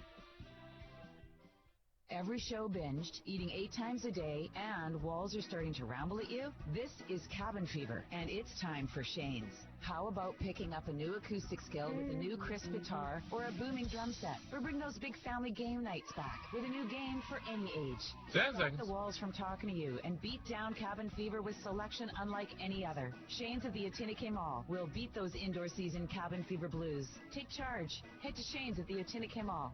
You're on. All right, welcome back to Whitney Forum. Here once again, the Weyburn Red Wings, a 2-0 victory have taken away home ice advantage here in this best-of-7 SJHL semifinal. And again, nothing really fancy, Mike, but just all-around solid game. You talked about it, not allowing Flin Flon to really penetrate the blue line. Played physical, blocked a lot of shots, won some key face-offs at the end of the game, and got a lot of key saves. I mean, again, nothing that's really going to jump out at you and say, like, wow, what did we just watch? But overall, just solid, fundamental hockey. Perfect road game.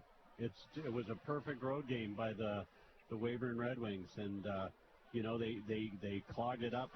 They blocked shots like wild men. And that's going to win you hockey games without question. And,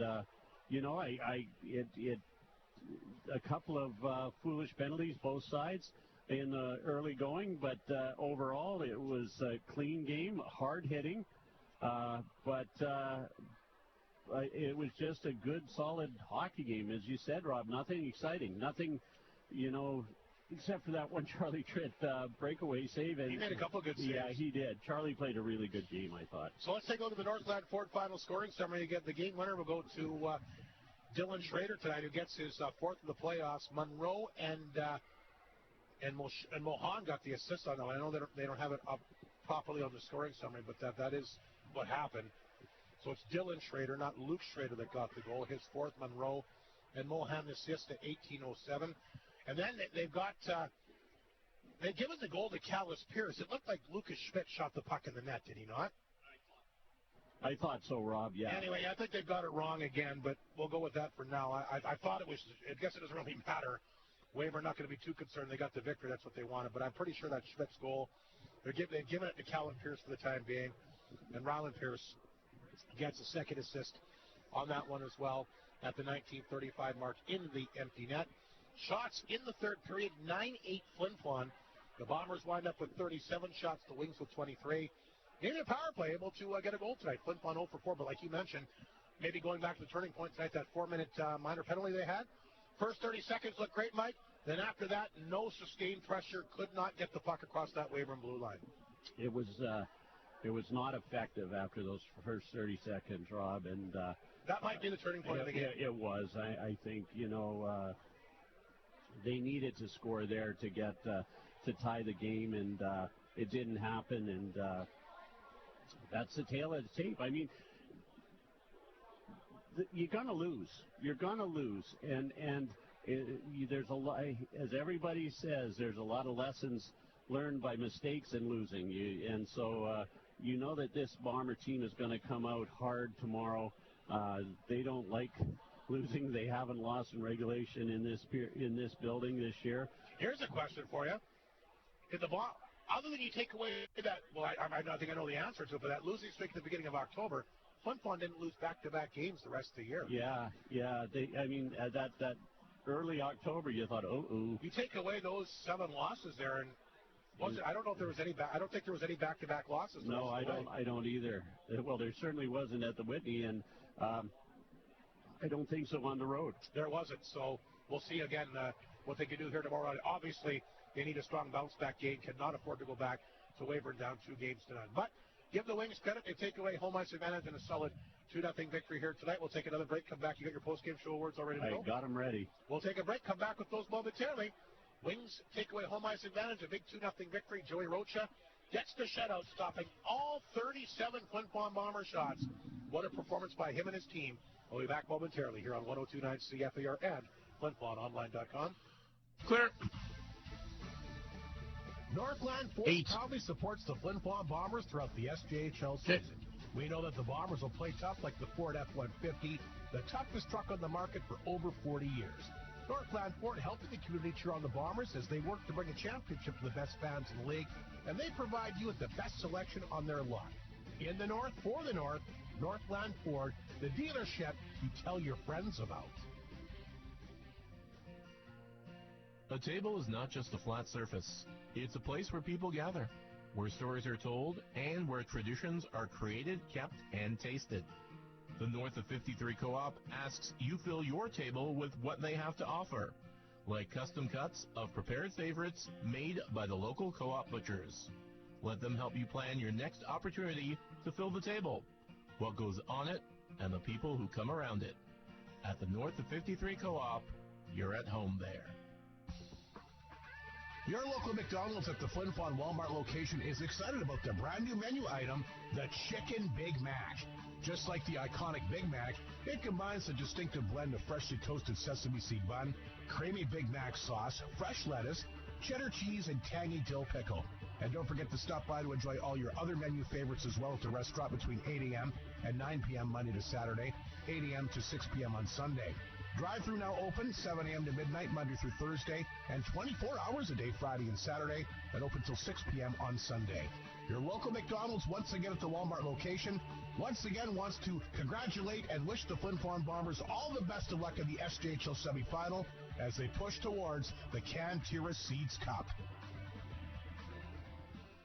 In 1927, Hudbay began and then grew with properties under exploration, development, and operation. Hudbay is proud to be a sponsor of this year's Bomber Playoff broadcast. Through active participation, bursaries, and donations, Hudbay is proud to continue its 99-year history of supporting the community, its organizations, and its people. Hudbay wishes the best for the Bombers and its fans, built on the strengths of today and tomorrow. You're on. All righty, welcome back to Whitney Forum. Again, a big win from Weyburn tonight, 2-0 the final. Let's get to our post-game show awards. I guess we'll do the Flin Flon Insurance 3-star, we do the 3 stars first, Yes, right? we do. Yep. All right, your Flin Flon Insurance 3 stars. What do you got there, Mike? Number 3 stars are given to Charlie Tritt. I thought he played a great game. He made a couple of outstanding saves, and of course, he only let one goal in. The other one was an empty netter. So Charlie Tritt gets my 3rd star. 2nd star goes to Will Monroe of the Weyburn Redwings. I thought he played a fantastic game. He was on the ice a ton. Yeah, he's a good player. And he's fast, and he had a great game. 1st star is going, of course, to Joey Roca of the Weyburn Redwings. Just a fantastic game. Got the shutout here at the Whitney Forum, which isn't an easy task. And the way he went about it, too, Mike, how he tracked the puck, how he looked confident. And, again, I think I counted 2 rebounds all night that were both kicked to the corner. Yeah, he handled the rebounds very well. He's a very good goalie. Farm and Save Warrior of the game. I remember. I'm giving that one to Maverick Delisle, who I thought played a really good game for the Flin Flon Bombers. He had a number of tips early on in the first period that just missed. He was in the right spot, and I thought he played a game. But I want to give a credit to Ryder Muka, who I thought played very good on his first game back. Got a little dinged up, but stayed in the game, and he didn't look like he lost his step. So had some good chances to score earlier tonight as well. He sure did. So those are the 3 stars in the Warrior tonight, Rob.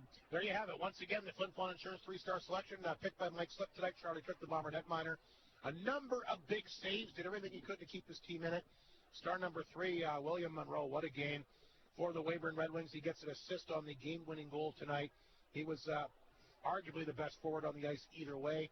And, of course, Joey Rocha, what a performance. 37 saves, wins again in the playoffs. And like I said, I'm pretty sure that's his biggest victory so far since coming to the SJHL from the Western Hockey League earlier in the year. He was very, very good. But, again, you can't take anything away from that team in front of him. A number of blocked shots tonight and just did a really good job. A number of the shots came from the outside, but Rocha tracked the puck well and did a lot of good things well. And he's going to be tough to beat. Big challenge for Flin Flon in game number 2 coming out here tomorrow. And again, the Farmer State Warrior of the game, a good pick as well, Maverick Delisle, who was fantastic, and they weren't sure if he was going to be able to go. Yeah. He missed a lot of games down the stretch, missed game 4 in Estevan. He was banged up. So I believe it's his birthday today, so happy birthday to Maverick Delisle. Would have been happier, I'm sure, with a victory and a goal, but hey, there's always tomorrow. But anyway, good pick there for the Farmer State Warrior of the game. We'll take one last break, Mike. I'm not sure if the head coach, Jim, will make his way up here tonight or not, but we'll take a break and come back with a wrap and some final thoughts as we get set for Gale. There's Mike there, but we'll still take a last break, come back with the head coach and GM. Then we'll get some final thoughts from Mike Slip. You do have a few, right? You are the insider now. You better come up with something fast. I better go find something to get inside because I don't know. Anyway, we'll take one last break. The head coach, GM, is making his way up the ladder here momentarily. He'll join us here on 102.9 CFER and FlinFlonOnline.com. Clear. Oh, yeah. Great. More of your Yep. grungy old work clothes. Didn't I just wash these last week? Well, fine then. Bye-bye, Spin Cycle. If your appliances have more attitude than an angsty teen, then it's time to head to talk to the good people at Creighton Furniture. Maytag offers a wide selection of home appliances when it's time for something without the painful appliance attitude. Washers, dryers, refrigerators, ranges, Maytag works to keep your life as angst-free as possible. Check out the options with Maytag and Creighton Furniture and Appliance Center.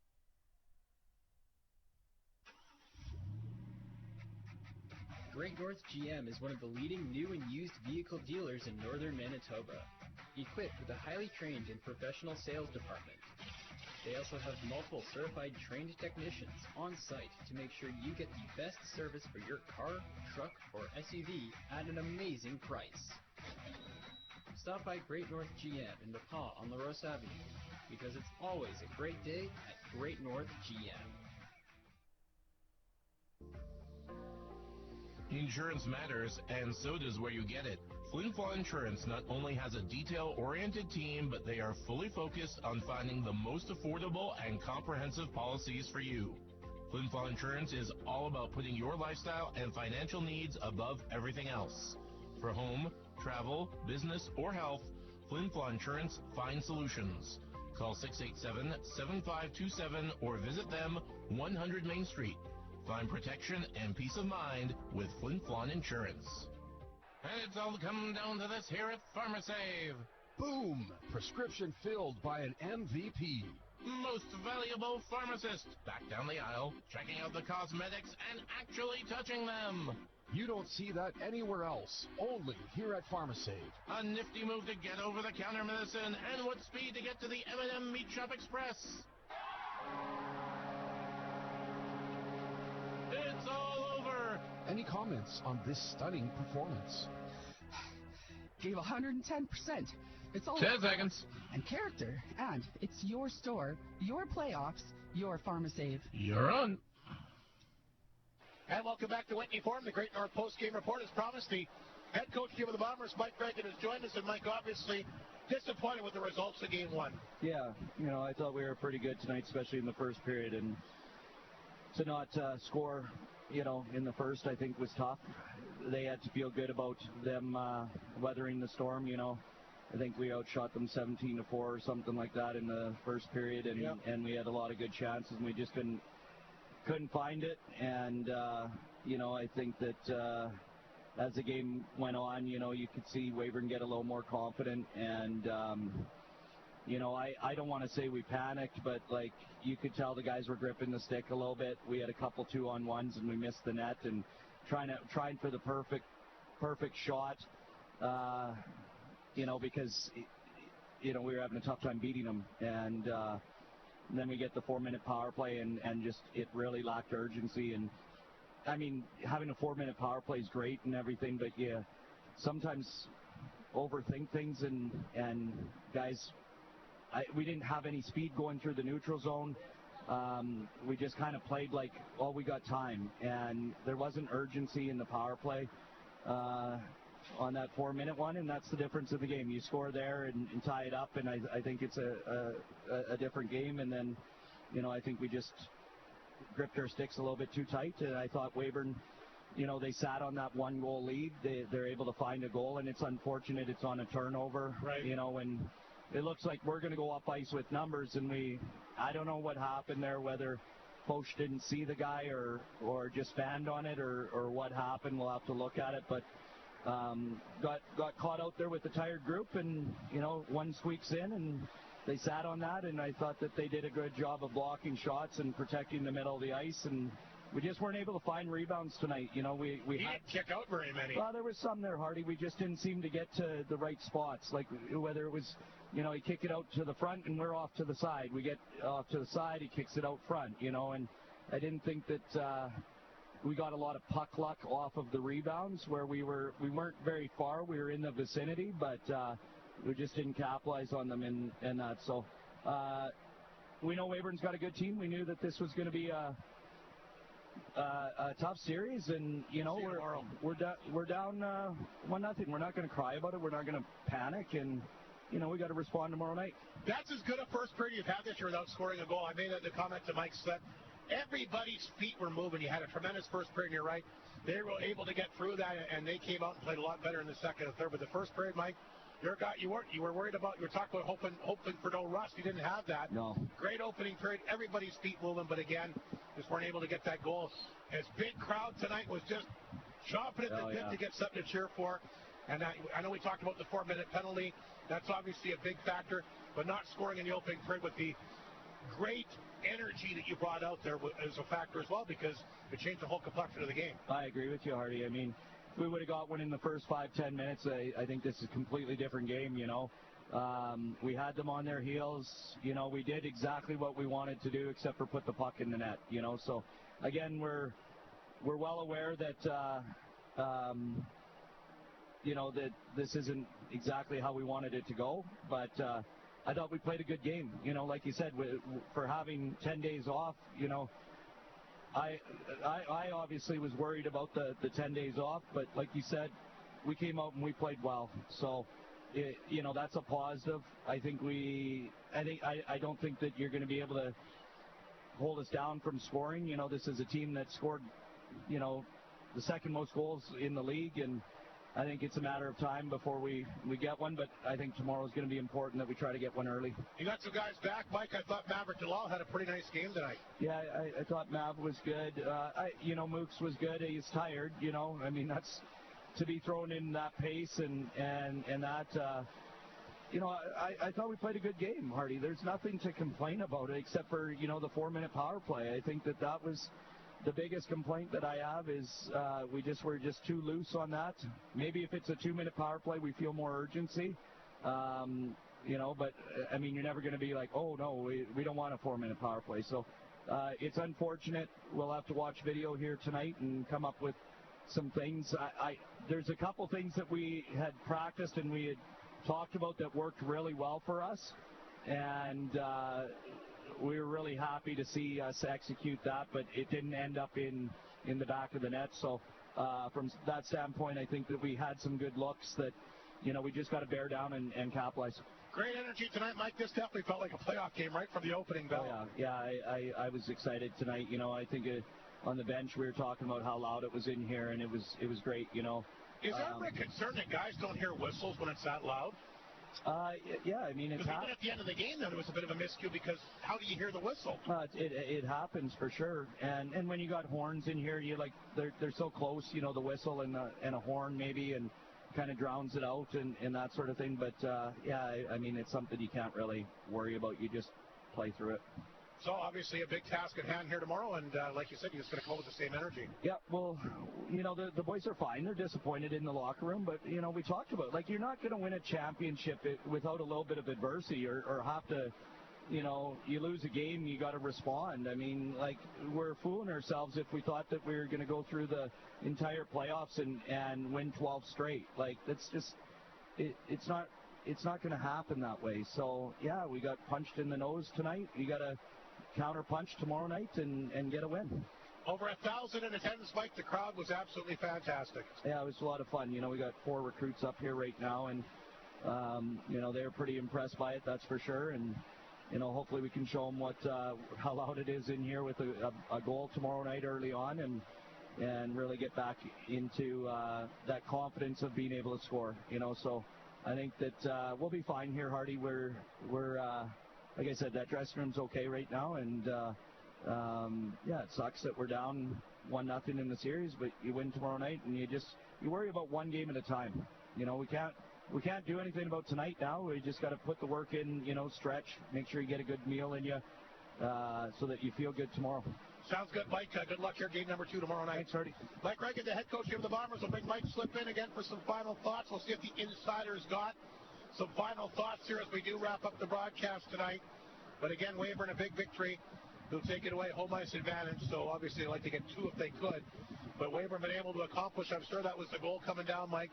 Got to get one of the 2. They've done that, and now certainly in a good position for them tomorrow night. Yeah, absolutely. That's got to give them a ton of confidence. But I agree with Mike Reagan that, you know, they're not going to go through this playoff, especially with these teams winning 12 games straight. And you know, a little adversity goes a long ways, and that's good. Look at that. The Weyburn Redwings packing in the chicken chef food. I'm sure if you go down there, Mike, there might be a piece of chicken there for you. Dan Halati and his crew do a great job for the referees and the visiting teams. They rave, no joking, in Estevan, Bruins, different rink personnel, raving about how great Chicken Chef was when they're here, and I'm not making that up. No, it's true. It's a great spot, and Dan and Don are real stalwarts of this community and Creighton. So it's great to see the boys. They're hungry. There you have it. That's Blake Slip's final thought about how great the chicken is at Chicken Chef. That's right. I'm an insider of the Chicken Chef. Yeah, I liked it better when I was called Mike the Stallion. Where did that? Where did that come You from? called me that many times. It was Dallas who started that. Oh, there you go. Anyway, Weyburn full marks for a 2-0 victory. Quickly, the McDonald's out-of-town scoreboard. Yorkton's come back with 3 straight. Have got the Stars down 3-2. Wow. Late in the third period, the Stars had a 2-0 lead. Going into the third period, going into the late second, Trey Peterson scored late in the second for Yorkton. Lanigan, who of course was the SJHL Rookie of the Year, tied things up. And Jai Zawadzki's got the go-ahead goal. We'll see if the Terriers can hang on and take the first game of that best-of-7 SJHL semifinal. But Weyburn wins tonight. Schrader and I'm giving Schmidt the second goal. I don't have it on the sheet, but I'm pretty sure he's the one that scored it. Anyway, the Wings do what they have to do, and we're getting set, of course, for a big second game coming here tomorrow night. A game the Bombers absolutely have to have. Yeah, without question. It's a huge game tomorrow. And if you weren't here tonight, get here tomorrow because it's a fun atmosphere and it's great entertainment. You gotta believe it. Couldn't have said it better myself. That'll wrap up the broadcast tonight. Our thanks to both Mike Reagan and the Weyburn Redwings, of course, head coach Cody Mapes. They're half of the SJHL Coaches Show tonight.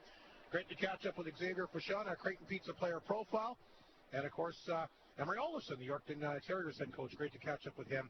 His thoughts on, of course, their series with Battleford, our second intermission guest tonight. And, of course, the one and only Raphael Sray back at CFBR Control. Wings win 2-0. Joey Rocha, the 37-save performance for the shutout. Wings in a good spot, up 1-0. We'll see how the Bombers respond for game number 2 tomorrow. Back here with Creighton Furniture, Flin Flon Bomber Playoff Hockey on 102.9 CFBR, FlinFlonOnline.com. Good night from the Whitney Forum, and have yourself a fabulous Easter long weekend.